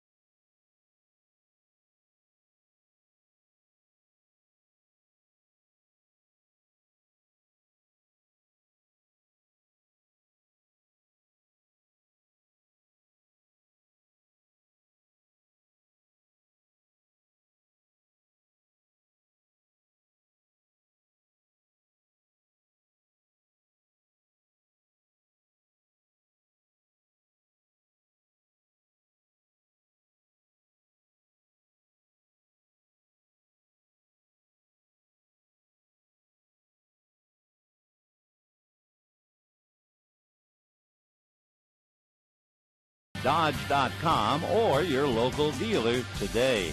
And by Time Warner Cable. Bottom of the sixth inning, a beautiful evening downtown and a lovely evening in the ballpark. It was 67 degrees when the evening started, very comfortable. A very light breeze blowing out there in dead center, and here's Kershaw for a strike. So at least a little bit of a pattern developing with Clayton. He gets a base hit, he has to run the bases, and then the next inning he makes a lot of pitches.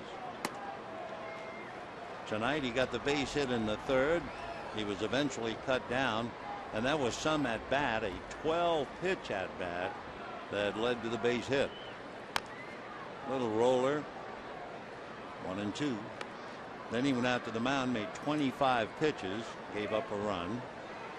Then after a breather in the fifth inning, he came back and made only 6 pitches.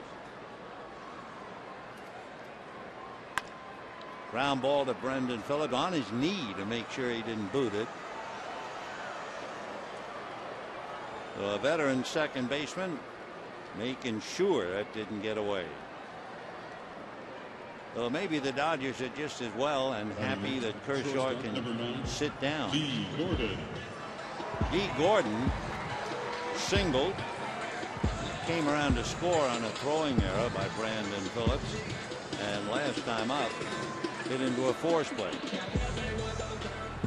Gordon was the middleman, making that fine relay throw to Rod Barajas that cut down Jay Bruce, and look at him run, and causing a wild throw backed up by Phillips, who falls down and throws too late. He is really fun to watch. So Phillips slipped and fell, and he is very slowly getting up. And Gordon, with that bunt, shows the electrifying speed. Cueto hurries, throws it off the glove of Votto, backed up by Phillips, who throws on a bounce, and D is in there with a tag against Giannis. Looked like the throw, had it been on the bag, would have gotten him, but because Phillips fell down, his throw was way offline. It will be a base hit and an error charged on the overthrow by Johnny Cueto. The bunt single, error pitcher.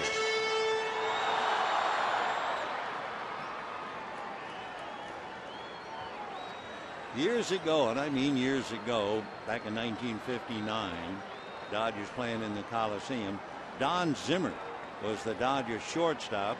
Wonderful shortstop with power, but he fouled a ball off his big toe. Tried to play. They even cut a huge hole in his shoe to allow him to play, but he just couldn't cover short. So they reached down and came up with an unknown player named Maury Wills. Fastball, a one-hopper, nice stay by Giannis to go with it. And with the ball hit ahead of him, Gordon had nowhere to go.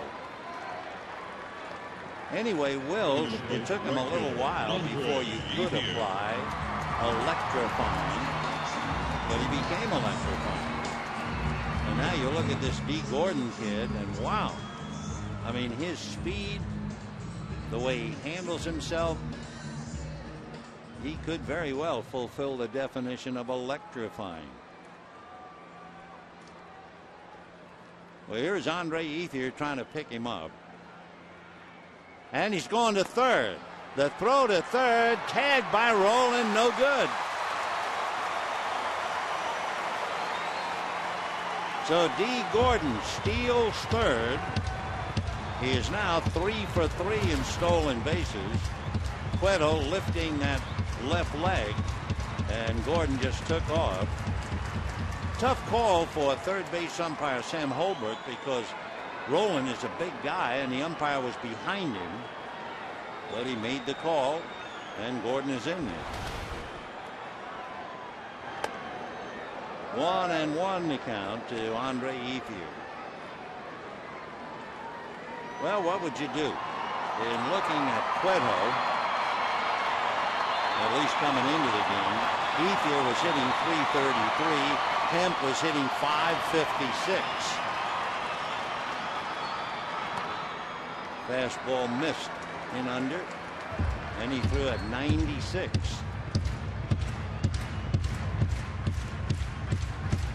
Diamondbacks have come back on a 3-run home run by Miguel Montero. So it's now Giants 5, D-backs 4, 7th inning. Gordon walking down the line from third. 2-2 the count to Andre Ethier. Gordon, by the way, in the minor leagues 2 years ago, he was playing at Great Lakes. He stole 73 bases. So then they moved him up to Double-A in Chattanooga last year. He stole 53 at Chattanooga. So they moved him up to Triple Albuquerque, and he stole 22 more. So he had 75 stolen bases last year. And he is really trying to distract Cueto. You would certainly not expect even Gordon to try to steal home with a left-hand hitter at the plate. But then again, who knows? 2-2 to Andre Ethier. And fooled on a breaking ball, strikes out, and Gordon, with all his speed and all his flair, is left at third. No runs, a hit, an error, a man left, and we're still 1-1.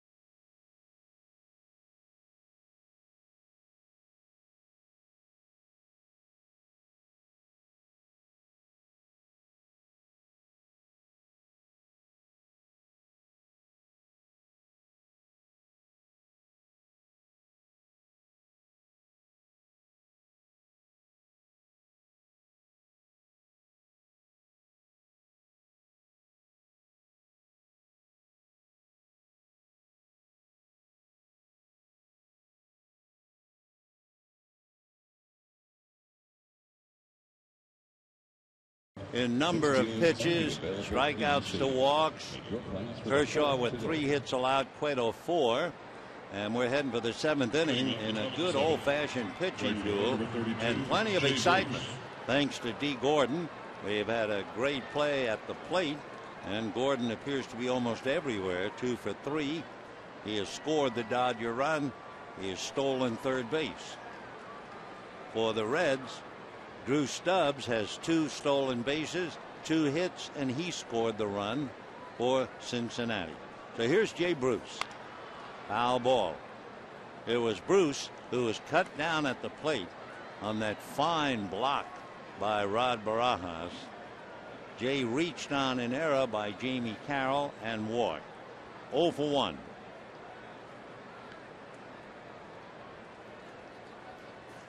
Fastball, a cracked bat, fly ball to Kemp.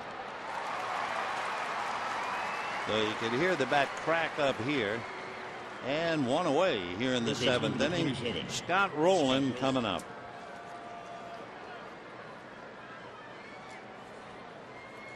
Rowland, blessed with so much ability, so much athletic prowess. It's hard to believe. I mean, he's not only a great baseball player, he was a terrific basketball player in a state, Indiana, that goes wild over basketball. He was All-State in basketball, nominated for All-American. He was good enough. Bobby Knight wanted to talk to him about coming to the university. Ground ball to Uribe. 2 down. Roland played football. He played tennis for 3 years. In fact, in his senior year, in singles, 26-0. Well, by the way, remember our text message, which offseason acquisition has made the biggest impact? Adrian Gonzalez, Lance Berkman, Cliff Lee. Right now, Adrian Gonzalez leads 58%. Lance Berkman is second. Cliff Lee is third. Text your answer, 86212 on your cell. 2 down here in the 7th inning, and here's Chris Heisey. Little breaking ball strike. Heisey struck out, fly to center. Kershaw has allowed 3 hits and 1 run. Cueto has allowed 4 hits and 1 run, and we're in the 7th.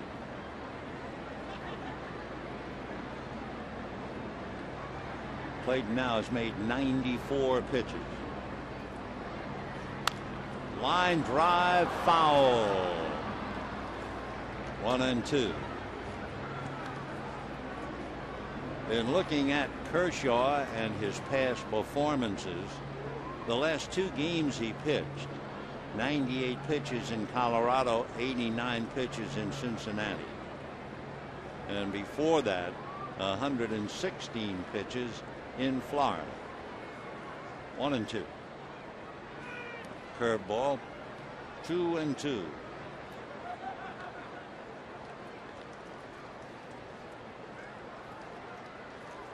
Clayton is 6-3, 1-1 in his career. The victory was in Cincinnati and the loss here.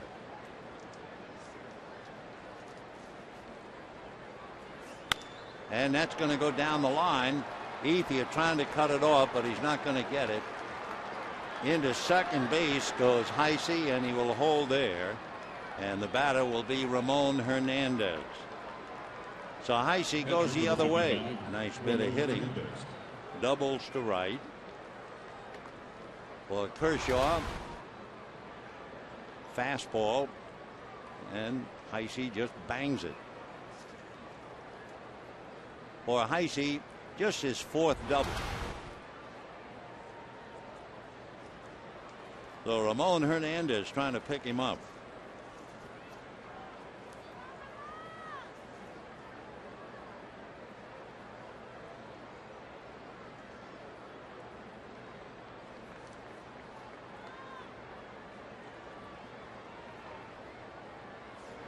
Fastball popped in there at 94.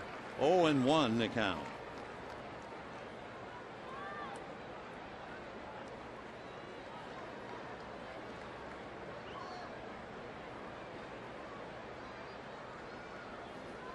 Ramon batting .311, so he presents a problem. He took that fastball for a strike, which is a little surprising for him. Trying to pick up Heisey and break the tie. 1 ball and 1 strike.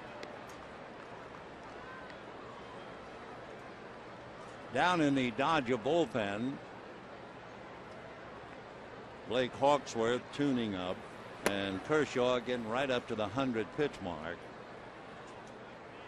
1-1.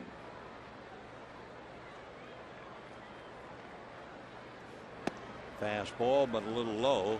2-1. So Clayton Kershaw out of Big D, pitching to Ramon Hernandez from Caracas, Venezuela.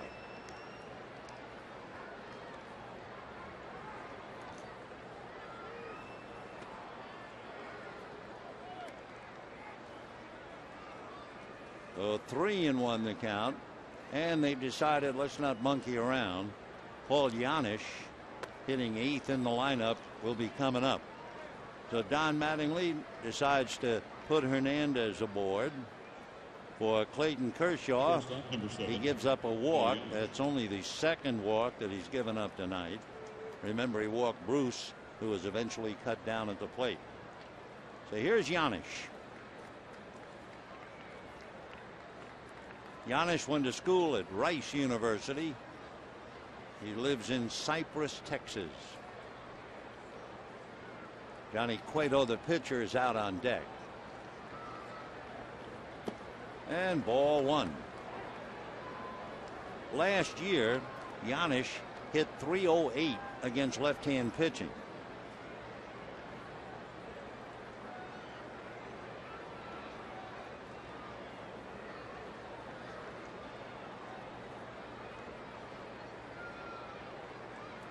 One and 0. Kemp shallow in center. Ground ball to the hole. Gordon backhands, gets it over to Carroll, and that'll be that. No runs, a hit, 2 left at the end of 6 1/2, a 1-1 tie, and now and take me out to the ball game.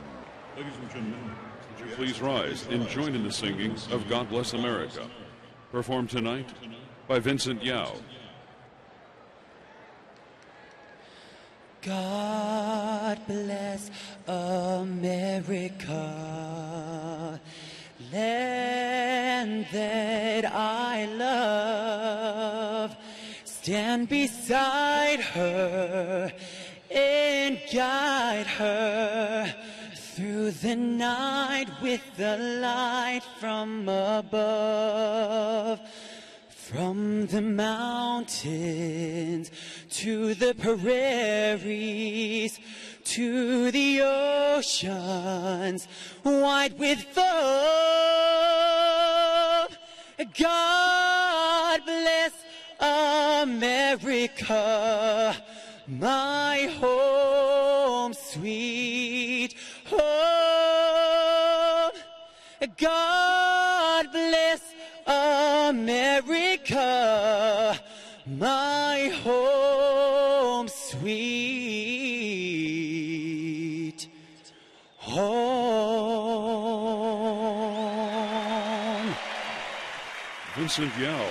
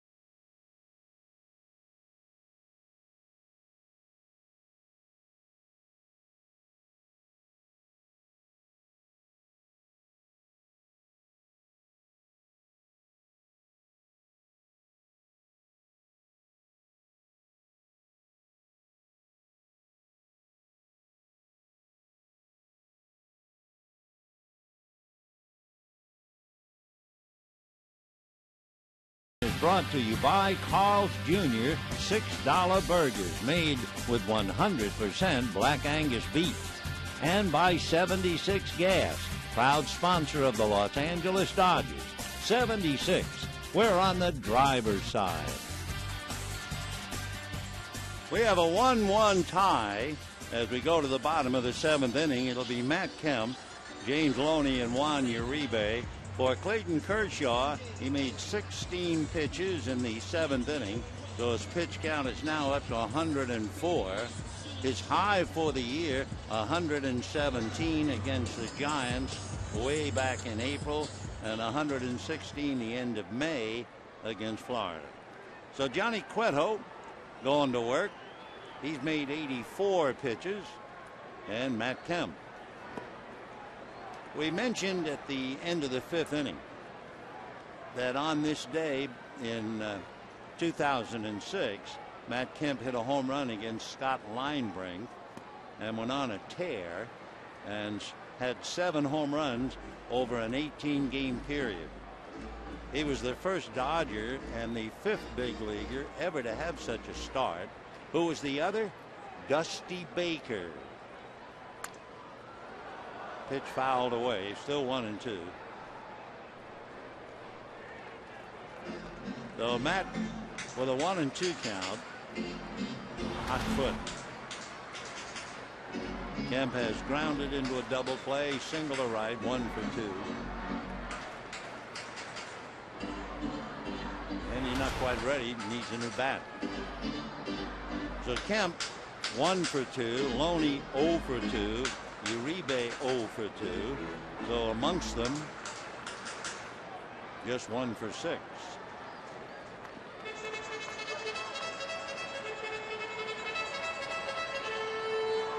That's still not 100%. That foot hurts.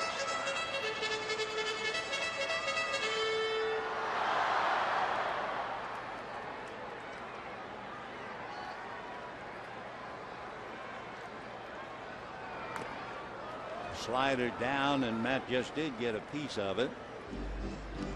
Johnny Cueto. He's quite a young pitcher. The first graduate of the Cincinnati Academy in the Dominican Republic. And Slider takes care of Matt. Say, don't forget tomorrow at 12:10, half price food and soft drinks, and watch the Dodgers in their 1940 style throwback Brooklyn uniform with the red. For tickets, call 866-DODGERS or visit Dodgers.com/throwback. So Cueto strikes out Kemp. Now he has Loney, who is 0 for 2, fly deep to right and grounded to first.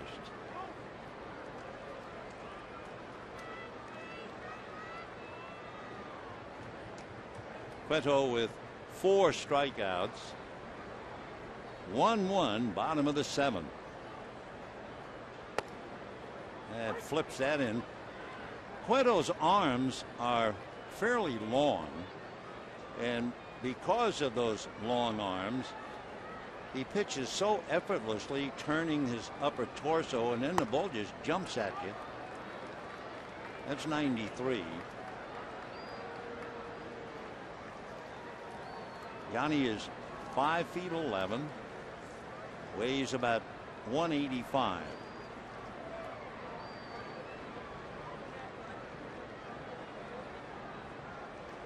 Fastball on the hands. 2-2. That fastball, and it looked like he threw so easy, was 97.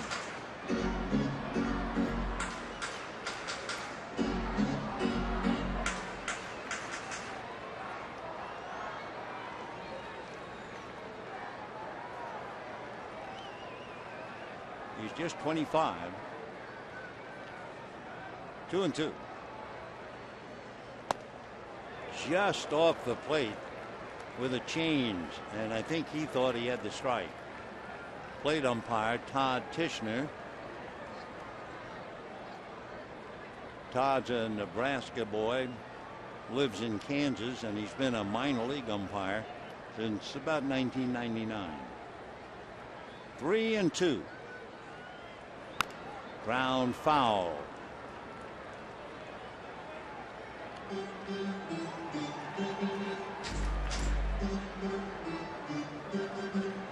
The toughest at bat as far as Cueto is concerned was actually Clayton Kershaw back in the 3rd inning, when Kershaw had a 12 pitch at bat, and on the 12th pitch singled.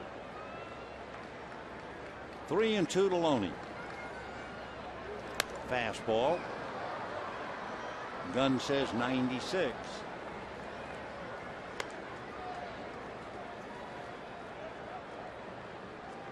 Cueto first came up to the Reds in 2008. He won 9. Next year he won 11. The next year 12. And the Heat 95 to take care of Loney. That's 3 consecutive strikeouts for Johnny Cueto. He got Ethier in the 6th, Kemp and Loney here in the 7th, and the batter will be Juan Uribe. So no matter how the ball game comes out, all the things that the Reds have said about Johnny Cueto certainly holds up upon inspection. Big slider, ball 1.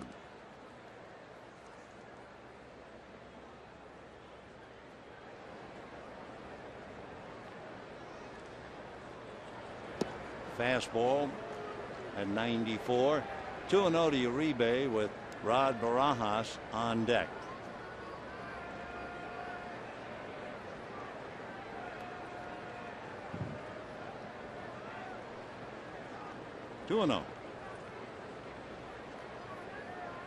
Fastball and a high drive into deep right field. Going back is Bruce at the wall. Can't make the play. Uribe is on his way into second base with a double.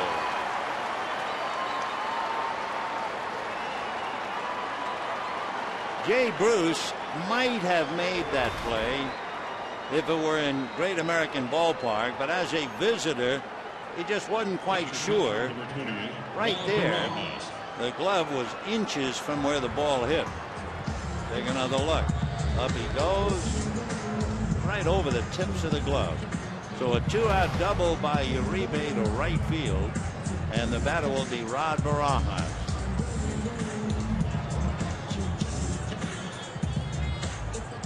Barajas has grounded to third and popped up 0 for 2. Hitting back of Rod is Tony Gwynn. So 1-1 with 2 out in the 7th. The Dodgers had a runner at third with 2 out in the 6th and couldn't get him home. And ball 1.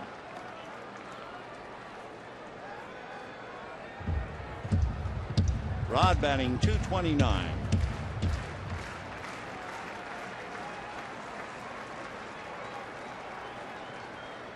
One ball, no strikes.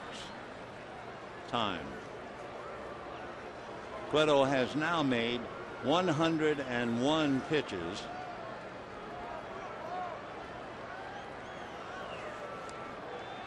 Time again, he wants to talk to Hernandez.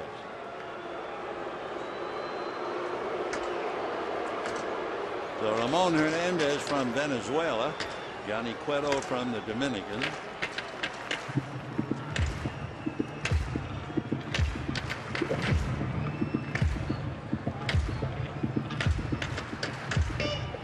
One ball and no strikes to Rod Barajas. Clayton Kershaw all locked in a 1-1 tie. He's made 104 pitches. Cueto has made 101, and Uribe is out there. Fastball, a one-hopper, dropped by Roland. Throws anyway and gets the veteran catcher. Boy, you talk about instinct and reflexes. Even though Roland dropped it, he was still able to throw a strike. No runs, 1 hit as we take a second look. And Scott makes the play anyway.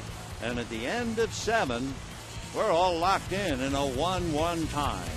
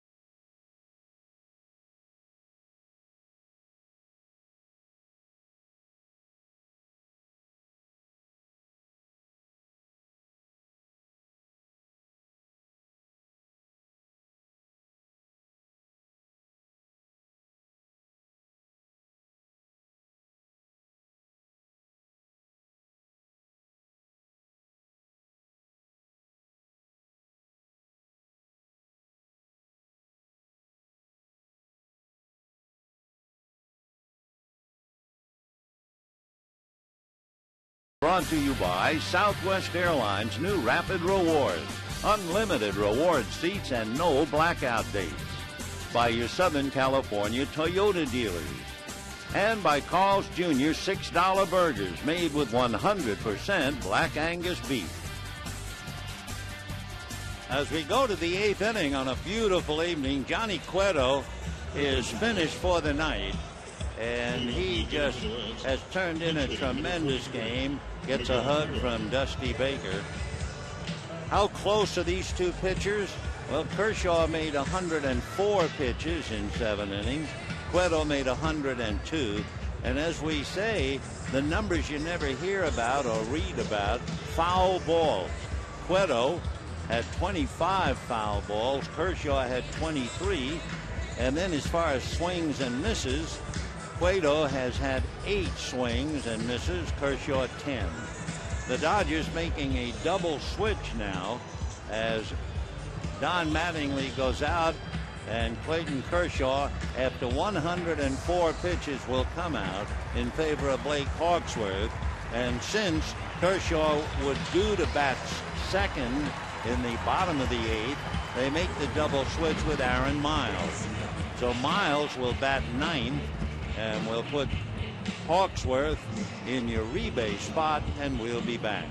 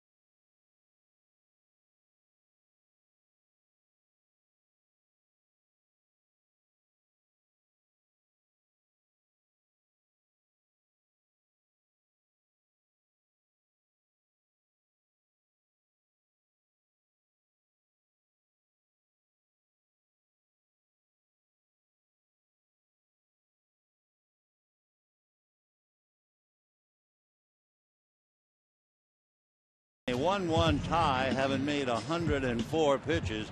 Very frustrating for him. Dodgers left a runner at third in the 6th inning and a runner at second in the 7th. So Blake Hawksworth and Aaron Miles come into the game, and the Hawk will be pitching to the pinch hitter, Miguel Cairo. And that's a strike. Cairo's from Venezuela, and you talk about dreams coming true. As a kid growing up in Venezuela, you're always thinking about a couple of well-known infielders in the big leagues, Ozzie Guillen and Omar Vizquel.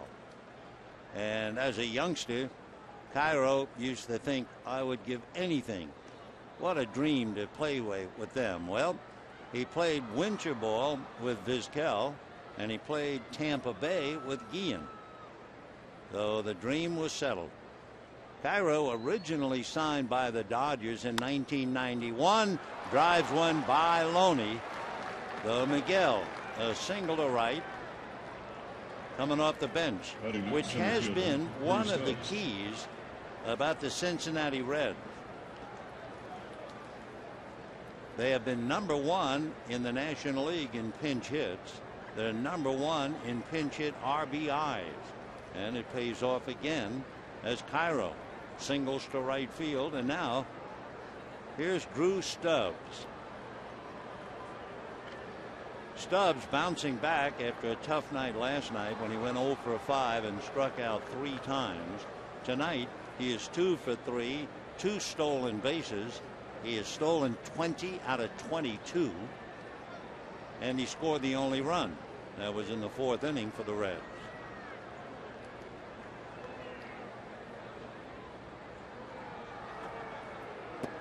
Showing bunt, takes ball 1. Brandon Phillips, looking for his first hit in the series, is on deck. Dusty looking for a run any way he can get it. So he got a base hit against Hawksworth. Scott Elbert begins to throw in the Dodger bullpen, looking ahead to Votto and Bruce, back-to-back left-handers.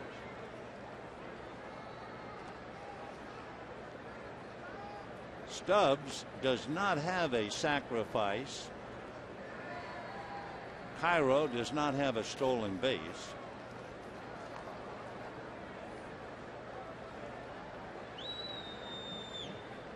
One ball and no strikes. Showing bunt, takes a strike.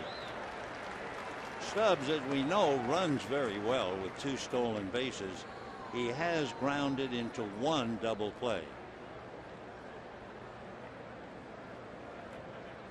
Brandon Phillips, who is on deck, leads the Reds in grounding into double plays. Maybe that's one reason why they're trying to move that runner to second. One of many reasons, but Brandon Phillips has grounded into 11 double plays. 1-1. Showing bunt. And gets the bunt down. Play to first. So it does 2 things for Dusty. It gets a possible tiebreaker into scoring position, and it pretty much assures him that Brandon Phillips is not going to hit into another double play. So a good job for Stubbs. Phillips grounded to third, fouled out to second, and struck out.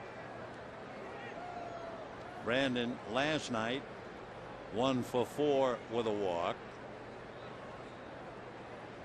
36 runs batted in, and then you have Joey Votto on deck, so we assume that's why Elbert is up.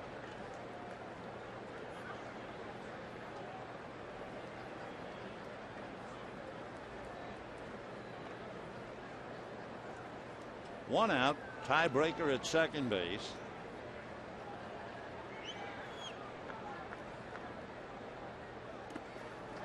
Way off the plate, ball 1.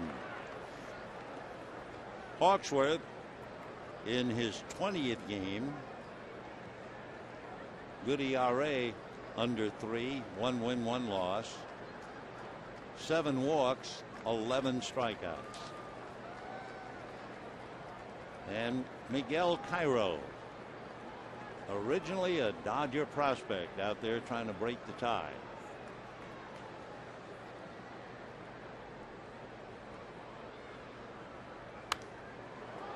One and one. So the veteran Brandon Phillips trying to make things tough for Hawksworth. He might be 6 feet tall and 195, but by the time he assumes his stance, he's no longer a 6-footer.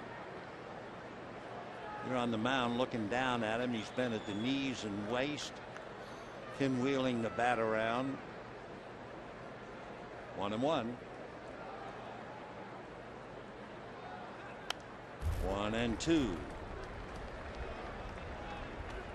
Phillips last year 59 RBIs, but that was nothing like the year before. In 2009 he had 98 runs batted in.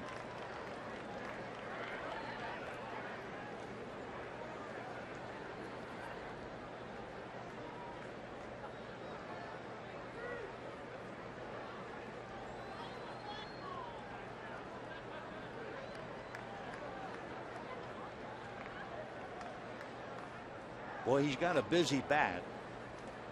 There are certain players just get in there, get locked, and they're ready. Then you have people like, remember how Gary Sheffield was so busy, and Brandon is busy.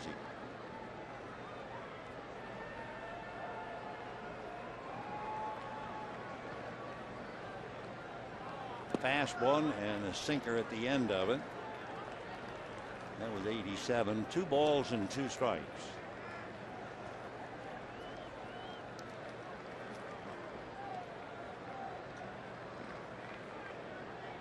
Phillips had his big power year in '07 when he had 30 home runs.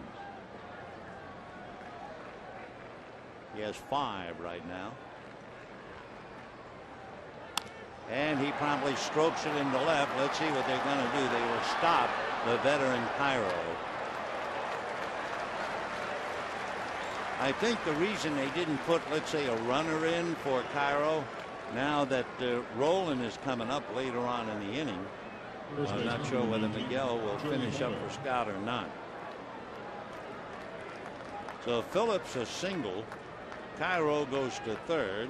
And now Mattingly has had the left hand to Elbert. And what a job for Scott. They're going to call him in to face Joey Votto and Jay Bruce, back-to-back left-handers. So for Blake Hawksworth, he gives up 2 singles. Out he comes, and we'll be back.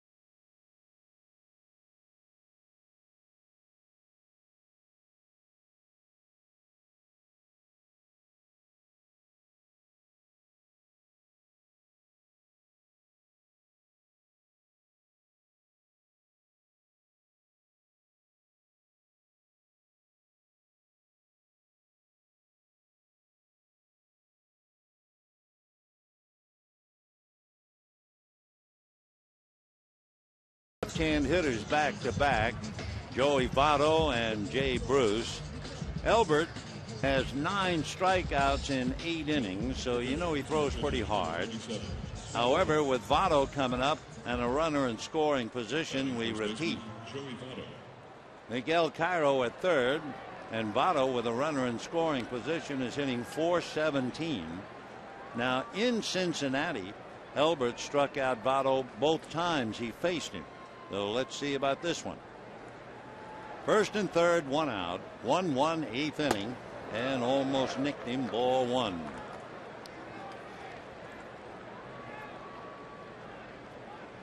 Votto has been hit by a pitch 3 times this year. He hangs over the plate.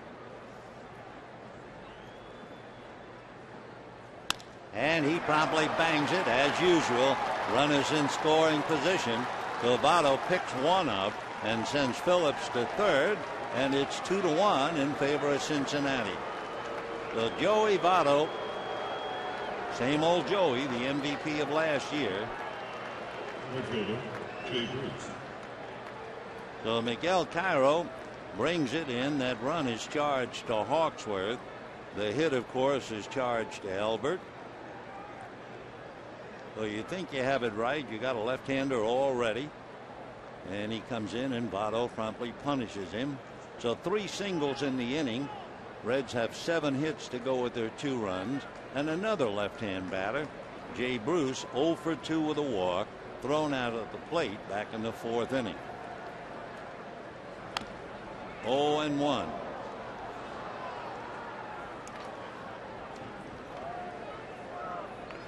Scott Elbert, recalled from AAA at Albuquerque the 11th of May, working on Jay Bruce, hitting .285.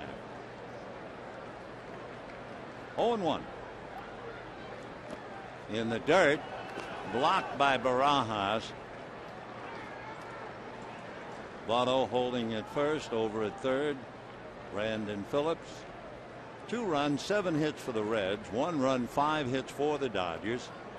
When the Dodgers come up in the bottom of the 8th, Tony Gwynn, Aaron Miles, and D. Gordon. So Joey Votto comes up with a base hit to break the tie.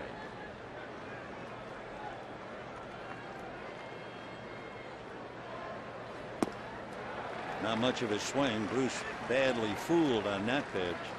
1-2 the count.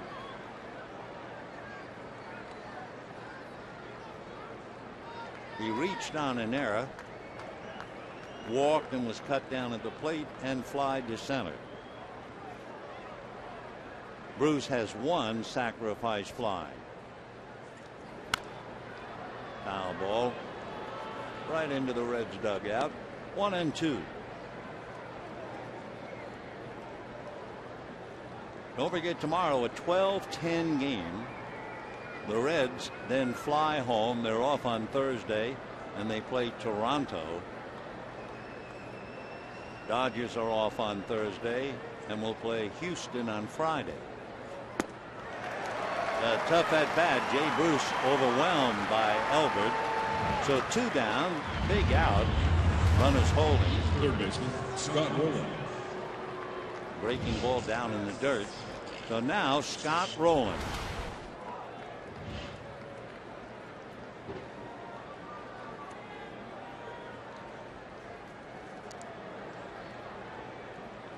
And now let's see, with Rowland, they'll bring in Mike McDougald, who's been throwing in the Dodger bullpen. So Elbert came in but could not shut down Joey Votto. So in a moment, Mike McDougald will be coming in to pitch to Scott Rowland, and we'll be back.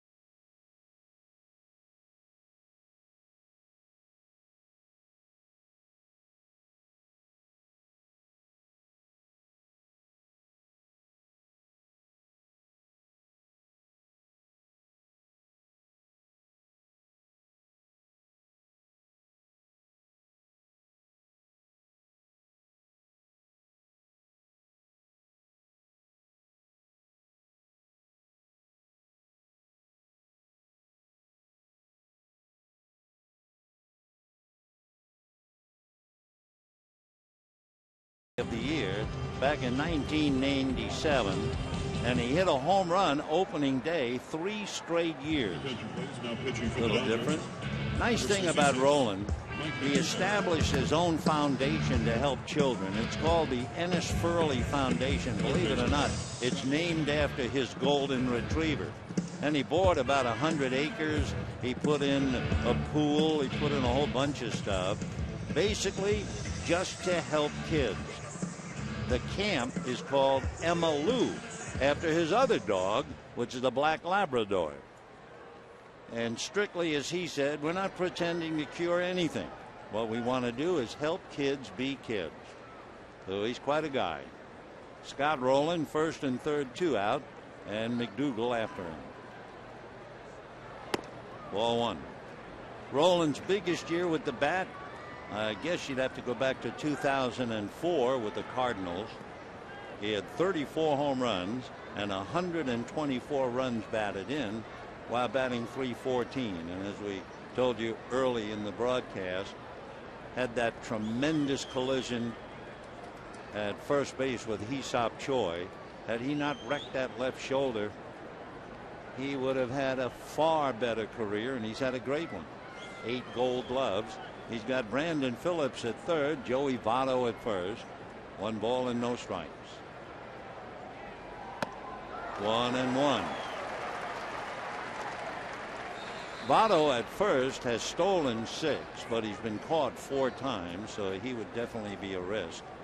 Rowland singled to left field in the 4th inning against Kershaw to drive in the Reds' first run. And big bouncer to Miles, and he takes care of Rowland. However, the Reds come up with 3 singles, get a run. Votto drives in the tie-breaking run, and we're heading for the bottom of the 8th. Reds 2, Dodgers 1.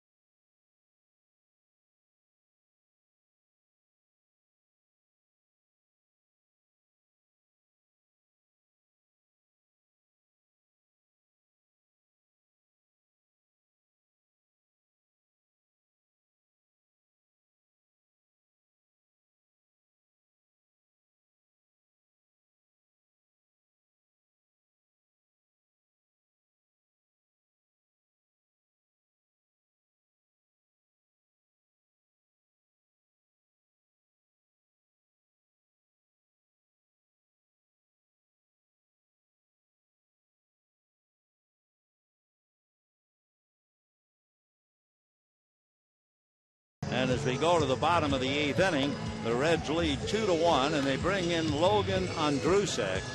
He's from Hattiesville, Texas, lives in Shiner, Texas, went to McLennan Junior College. And for the Dodgers, they would remember one thing about Logan Andrusek, and that was in a game where it looked like Cincinnati was going to run away with it in Cincinnati. 7-3 at one time. And Andrusek had the bases loaded, pitched to Matt Kemp, who hit a grand slam home run, and the Dodgers went on to pull what looked like a sure loss into the victory column. So Logan now is asked to defend a 2-1 lead. Remember, they used their closer Francisco Cordero last night. Dodgers will start with Gwynn, then Miles, and then Gordon. Tony hit back to the box, grounded to second, 0 for 2. 2-1 Reds, bottom of the 8th. And ball 1. Scott Rowland playing in on the grass.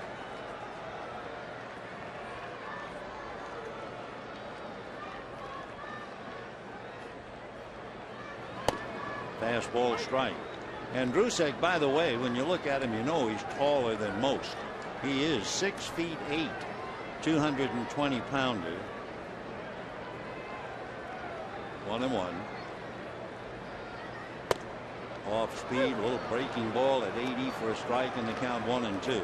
Basically, fastball, slider, and a cutter, especially to a left-hand batter, and a changeup. When he got to the bullpen, the Reds told him to drop the slider, focus on the fastball and the cutter. Came to the Reds last year. 1-2. Fastball, 2-2. That fastball, which has a tendency to sink, it's been clocked up to 96. 2-2.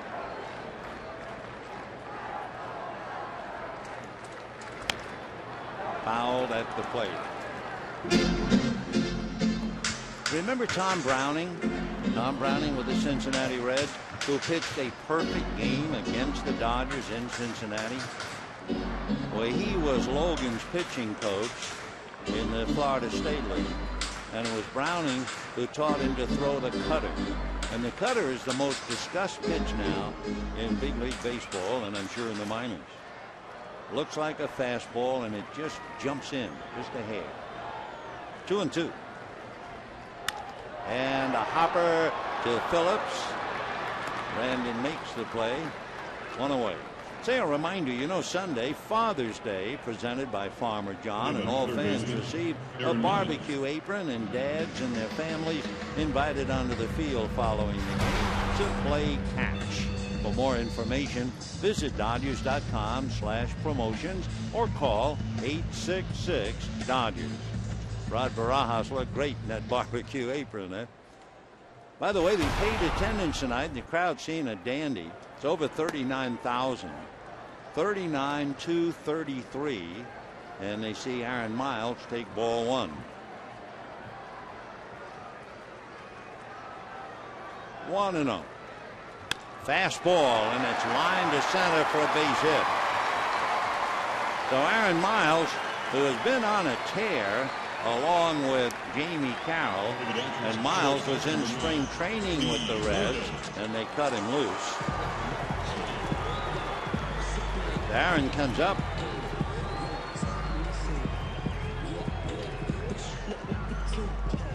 In his 9 pinch hit appearances, and of course Miles got in a double switch, but he's been dazzling. So here's Gordon. Bouncer back. They get 1, and that's all. I'll tell you why, because Andrusek took forever to make the play at second. I mean, Gordon is fast, but Andrusek, I don't know if he had trouble getting the ball out of his glove or what. Right here, right there. I mean, that took a while. So Miles was able to get in on Giannis, and because of all that going on at the mound, the inning is still alive.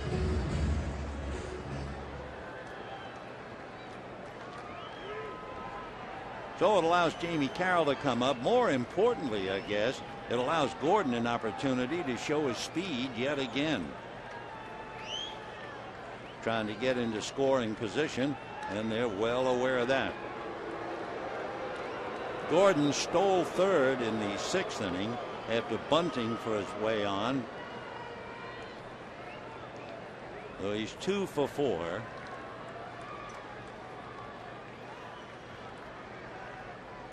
Fastball strike. Jamie Carroll walked and twice grounded to Paul Giannis, the shortstop. Massett and Bray loosening up in the Cincinnati bullpen.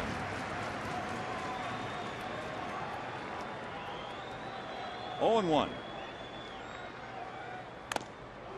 0-2 on a 92-mile-an-hour fastball. Andrusek at 6 feet 8, so by the time he releases the ball off that 10-inch mound, that huge stride, he's right on top of it.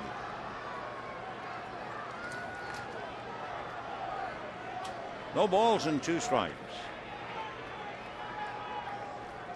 And with the runner going, it's fouled away. Carroll could not afford to take a 2-strike pitch, so Gordon goes back to first.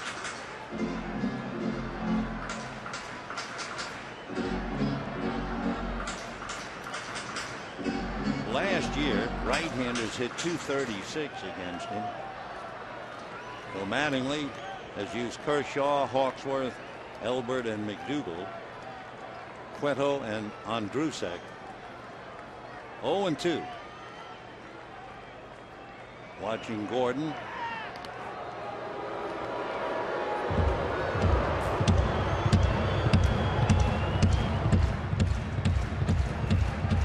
Two runs, 7 hits for the Reds. 1 run, 6 hits for the Dodgers. Dodgers left a runner at third in the 6th and a runner at second in the 7th. So they are really watching Drew Gordon. And now Votto gesturing over to Andrusic.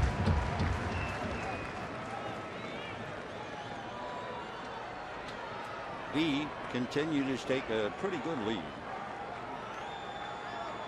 And he goes and stops. That might have been a good pitch to steal since it was down, but he had already faked. 1-2.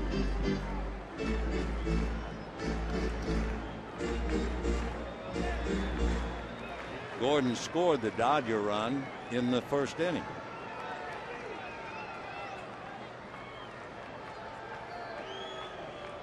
Gordon goes, and it's missed at the plate. No, that's that. So Carroll strikes out. Gordon is left. No runs, 1 hit, a man left. And at the end of 8, Reds 2, Dodgers 1.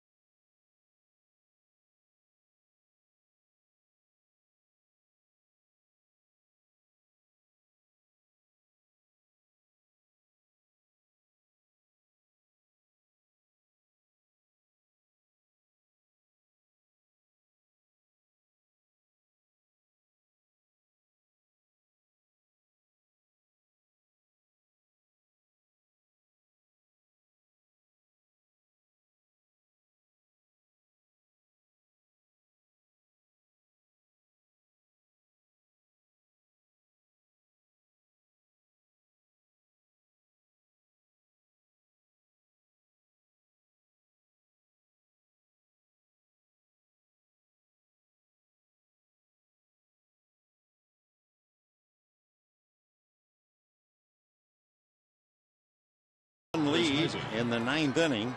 It'll be Chris Heisey, Ramon Hernandez, and Paul Janisch, and right-hander Mike McDougald on the mound for the Dodgers. Heisey struck out, fly to center, and had a 2-out double. Chris batting .287, 5 home runs, 22 runs batted in. Final score: the Rockies beat the Padres 6-3. Chris Iannetta hit a 3-run home run to win it. In Detroit, Justin Verlander nearly became the 6th pitcher in history to pitch 2 no-hitters in the same season. He allowed a clean single to Orlando Cabrera with 1 out in the 8th inning. Ground ball to Gordon, backhands, good arm, lets it fly. 1 away. When you look at him at about 6'1" and 150, it's hard to believe that he can throw as well as he does. Ramon Hernandez, fly to center, grounded to short, was walked intentionally. Ryan Hannigan, who caught last night, was 0 for 4.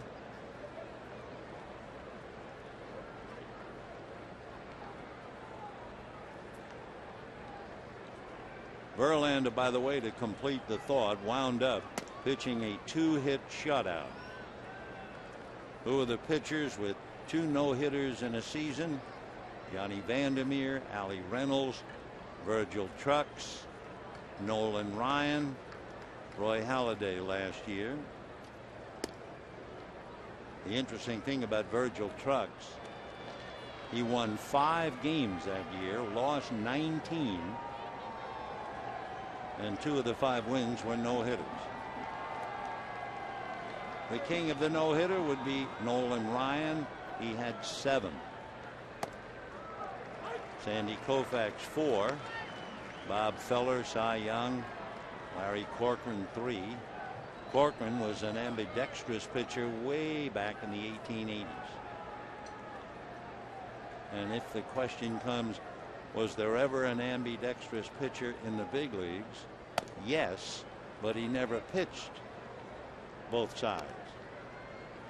Dave Ferris, who had the nickname Boo, pitched for the Boston Red Sox. He was truly ambidextrous, but only pitched right-handed. 3-1. And low. So with one out, Hernandez gets the walk, and the batter will be Paul Janisch. That would be the third walk given up by Dodger pitchers, one of them intentionally in the 7th inning. That's when Kershaw had given up the 2-out double. So here's Janisch, hit back to the box, fly to center, hit into a force play. He was 2 for 4 last night, so 2 for 7. And Fred Lewis, who appeared as a pinch hitter last night, is on deck. Strike.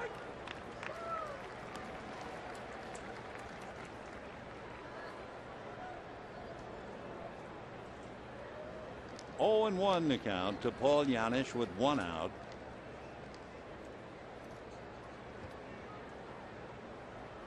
Two to 1 Reds, 9th inning.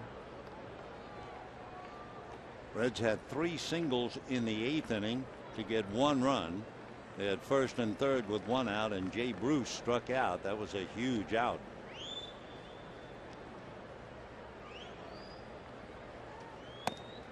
Off the plate. 1-1. McDougal 0-1, fine ERA of 2. He's been fighting control a bit. He has struck out 17, but he's walked 15.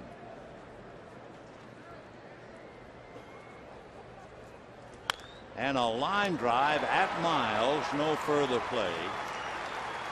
So Janisch lines out to third. And now let's see, Fred Lewis will be coming up to bat. Lewis appeared in last night's game in the 9th inning as a pinch hitter for Bray and was hit by a pitch. So Fred, you may remember at one time with the Giants. He has been a very, very consistent pinch hitter, 4 for 9 with a home run and 4 runs batted in.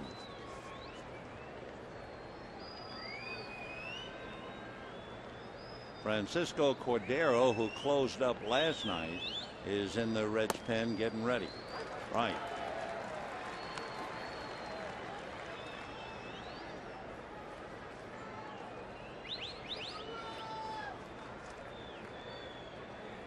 Oh, and 1 the count to Fred Lewis. Batting for Logan Andrusek. Ground ball to the hole. That's going to find its way. Wow. He is 5 for 10 coming off the bench.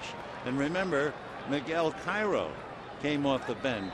So the pinch hitters are 2 for 2, and that continues to add to the luster of the Reds. First in the National League in pinch hits and first in the National League in pinch hit RBIs. Mike Leake, a pitcher, will now do some running for Ramon Hernandez at second base. Mike Leake.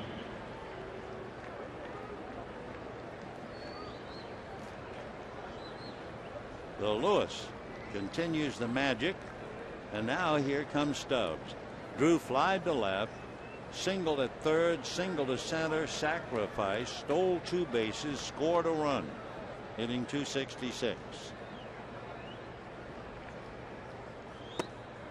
Strike.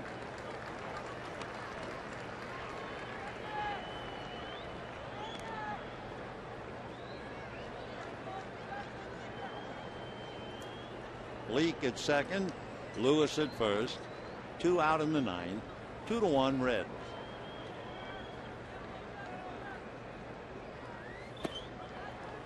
One and 1. Pretty good fastball at 96.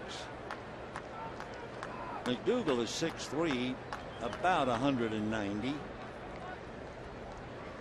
34 years old, originally a first-round pick by the Royals way back in 1999.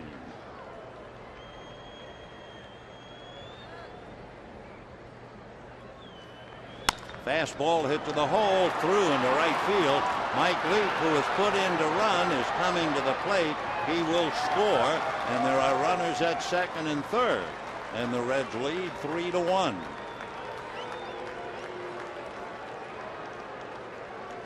So Stubbs comes back after a tough night last night with 3 hits tonight. Last night he struck out 3 times. So a big hit, a run batted in. Leake brings the run home. Going to third is Lewis, and on the throw to the plate, Stubbs went to second. So second and third, 2 out, and Brandon Phillips coming up. Phillips grounded to third, fouled out, struck out, single to left to set up a tie-breaking run in the 8th inning. Fastball, it's going to go right at Jamie Carroll. However, the damage has been done as the Reds come up with another run. And we're heading to the bottom of the 9th inning. Reds 3, Dodgers 1.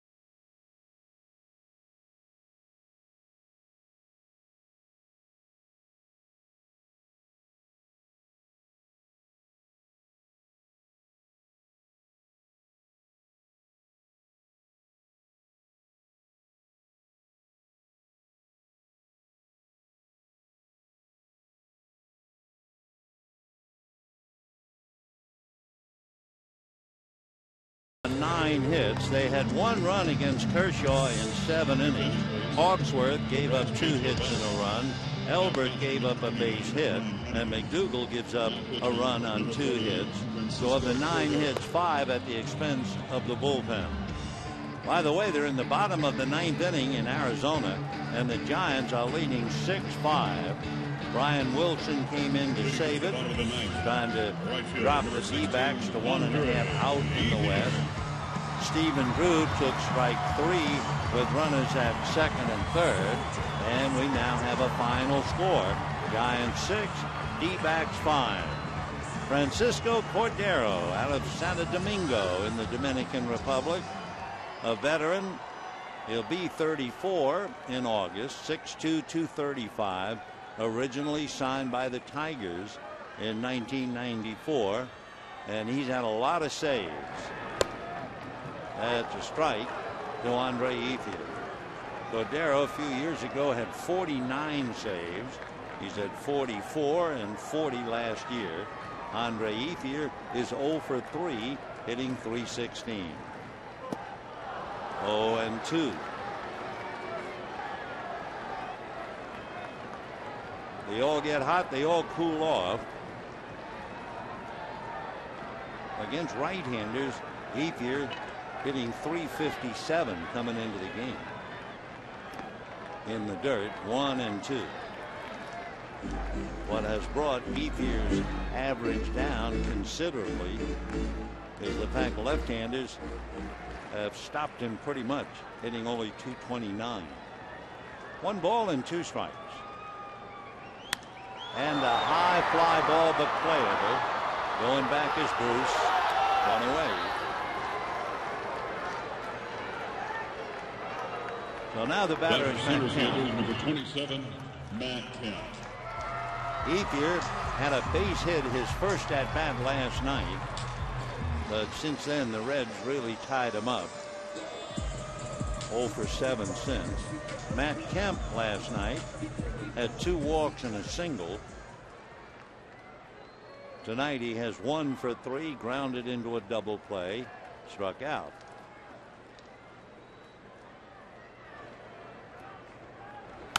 And fouled away. 0-1. Cordero, when he first started pitching as a professional, he was a starting pitcher, but the Tigers told him he was going to go to the bullpen, and he said at the time he was very disappointed, but now things have really worked out. He's finishing up a 4-year deal with Cincinnati. 1-1 the count. Last year, lefties hit .274 with 1 home run. Right-handers hit .226 with 4. Little roller foul. 1-2.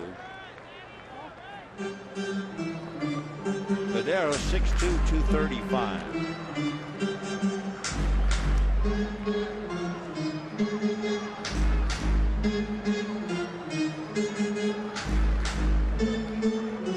Trey Hillman talking to Don Mattingly.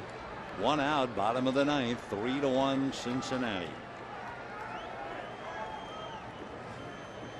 Matt batting .332, 20 home runs, 56 runs batted in. Fastball in the dirt. Cordero lives in the dirt. He has a great sinking fastball that's been clocked 96, 98. That one was 95. He also has a slider and a changeup.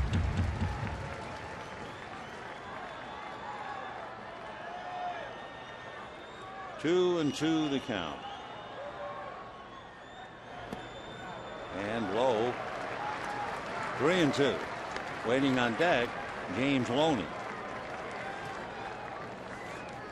And looking at Cordero and what has gone on, Ethier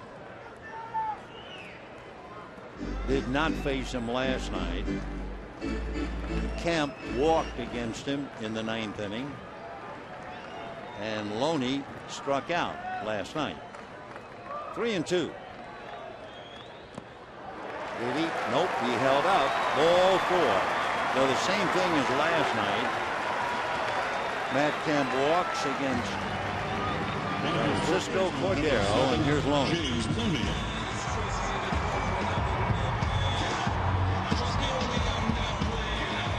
Loney fly deep to right, grounded to first, and struck out. James 0 for 1 against Cordero last night, so he is 1 for 6 against him. Coming out on deck, Casey Blake. He would bat for McDougal. So the Dodgers down by 2. Kemp, who has stolen 15 out of 18 over there at first base.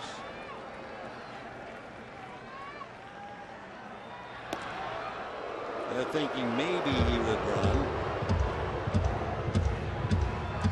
If Loney was strictly a pull hitter, you'd want to keep Votto on the bag, meaning keep Kemp there. But James can also spray the ball a bit. That's a strike. Loney has grounded into 4 double plays, the most on the Dodger squad. Kemp with 8, and Uribe right back of him with 7. 0-1 to count to Loney. 1 out, 9th inning, 3-1 Reds.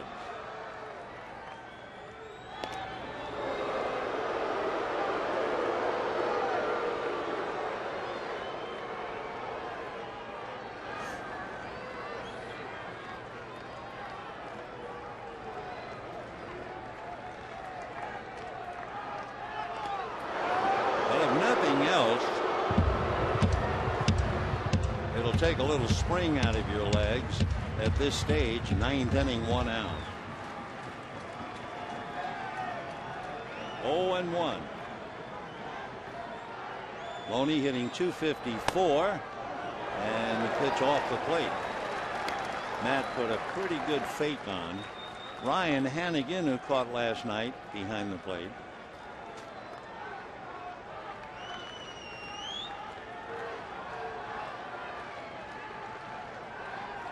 Kemp, conservative lead, but they throw over anyway. Boy, I can remember when Maury Wills was stealing a lot of bases, they would pound him with tags. Votto's making sweeping tags, but with Maury, they used to try to hammer him. And that was close. Kemp asking for time, and it's granted by first base umpire Jerry Davis. It takes a lot of you.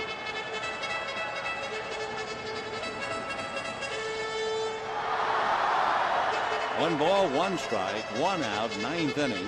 Reds 3 runs, 9 hits, 2 errors. Dodgers 1 run, 6 hits, 1 error. The Dodger run was in the first inning.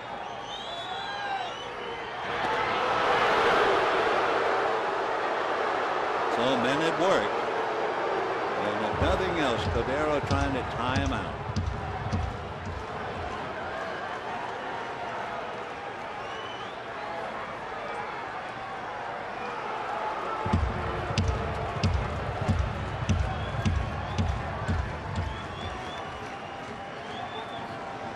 There he goes, and what a jump.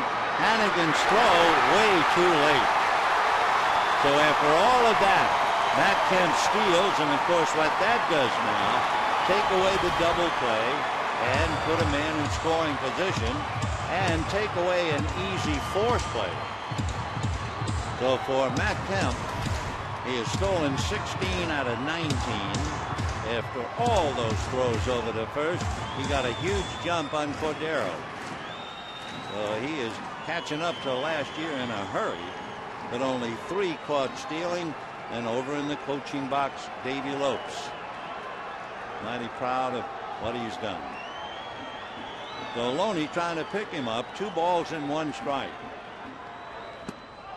2-2. Took a lot off that pitch. Change up. 2-2.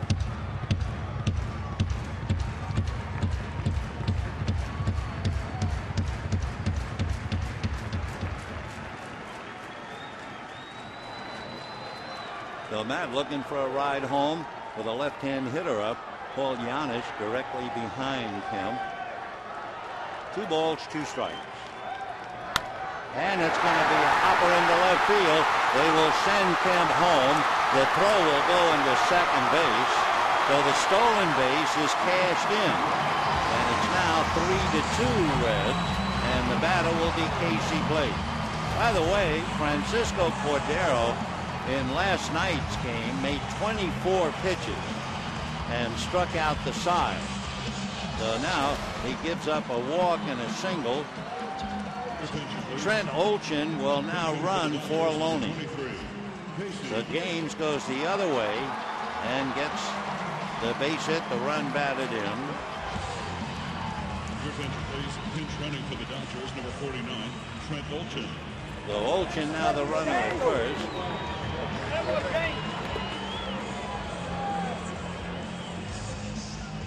And Casey Blake coming up. Well, let's see about Casey Blake. 1 for 11 against Francisco Cordero.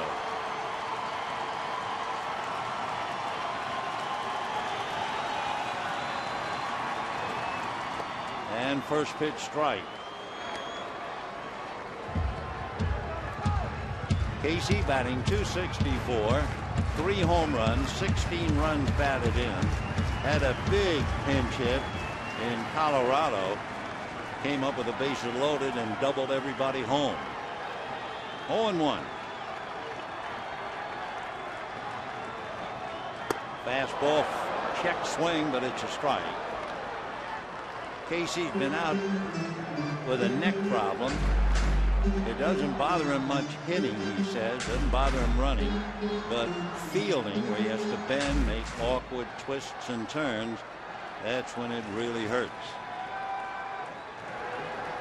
Olchin at first. 1 out, 3-2 Reds. There goes Olchen. Missed at the plate. Throw down, and he's safe. So Olchen gets in there. The second stolen base in the inning as Blake strikes out, and Rod Barajas will be the batter. Hannigan's throw looked like it was going to get there, but with his left leg out, Olchen got his foot on the bag ahead of Philip Stagg. It was a good call by second base umpire Greg Gibson. So 2 stolen bases, and the Dodgers down to their last out. Barajas twice grounded to third and popped up. Rod batting .227. Fastball, ball 1. Barajas came into the series 1 for 3 with a home run against Cordero. Came into last night's game as a pinch hitter and struck out against Cordero. 1 ball, no strikes. Olchen tying run at second with 2 out. Fastball pop foul out of play. No play. So 1 ball and 1 strike. Final game with the Reds tomorrow at 12:10. And that'll be Chad Billingsley against Travis Wood. That'll be on Prime Ticket. We hope you'll be out here at 12:10 to see Dusty and his boys for the last time in the regular season. 1 ball and 1 strike. In the dirt, nice block by Hannigan. Olchen holding at second. 3 runs, 9 hits, 2 errors for the Reds. 2 runs, 7 hits, 1 error for the Dodgers.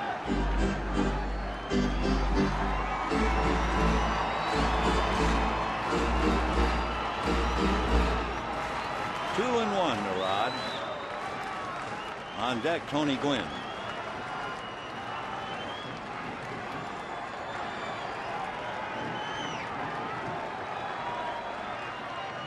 Fastball lifted on the infield. Oljanish is calling and waiting a 2-hand catch, and that will be that. The Dodgers struggle. They got a run in the first inning. They get a run in the 9th inning, and it's not enough. 3 runs, 9 hits, 2 errors for the Reds. 2 runs, 7 hits, 1 error for the Dodgers. The Reds now have won 3 of the 5, and tomorrow will be the final meeting, number 6. And tonight, the highlight here was the happy birthday for Don Newcomb, a strong performance by Clayton Kershaw, and a crowd of 39,233 saw a very good ball game. Till tomorrow,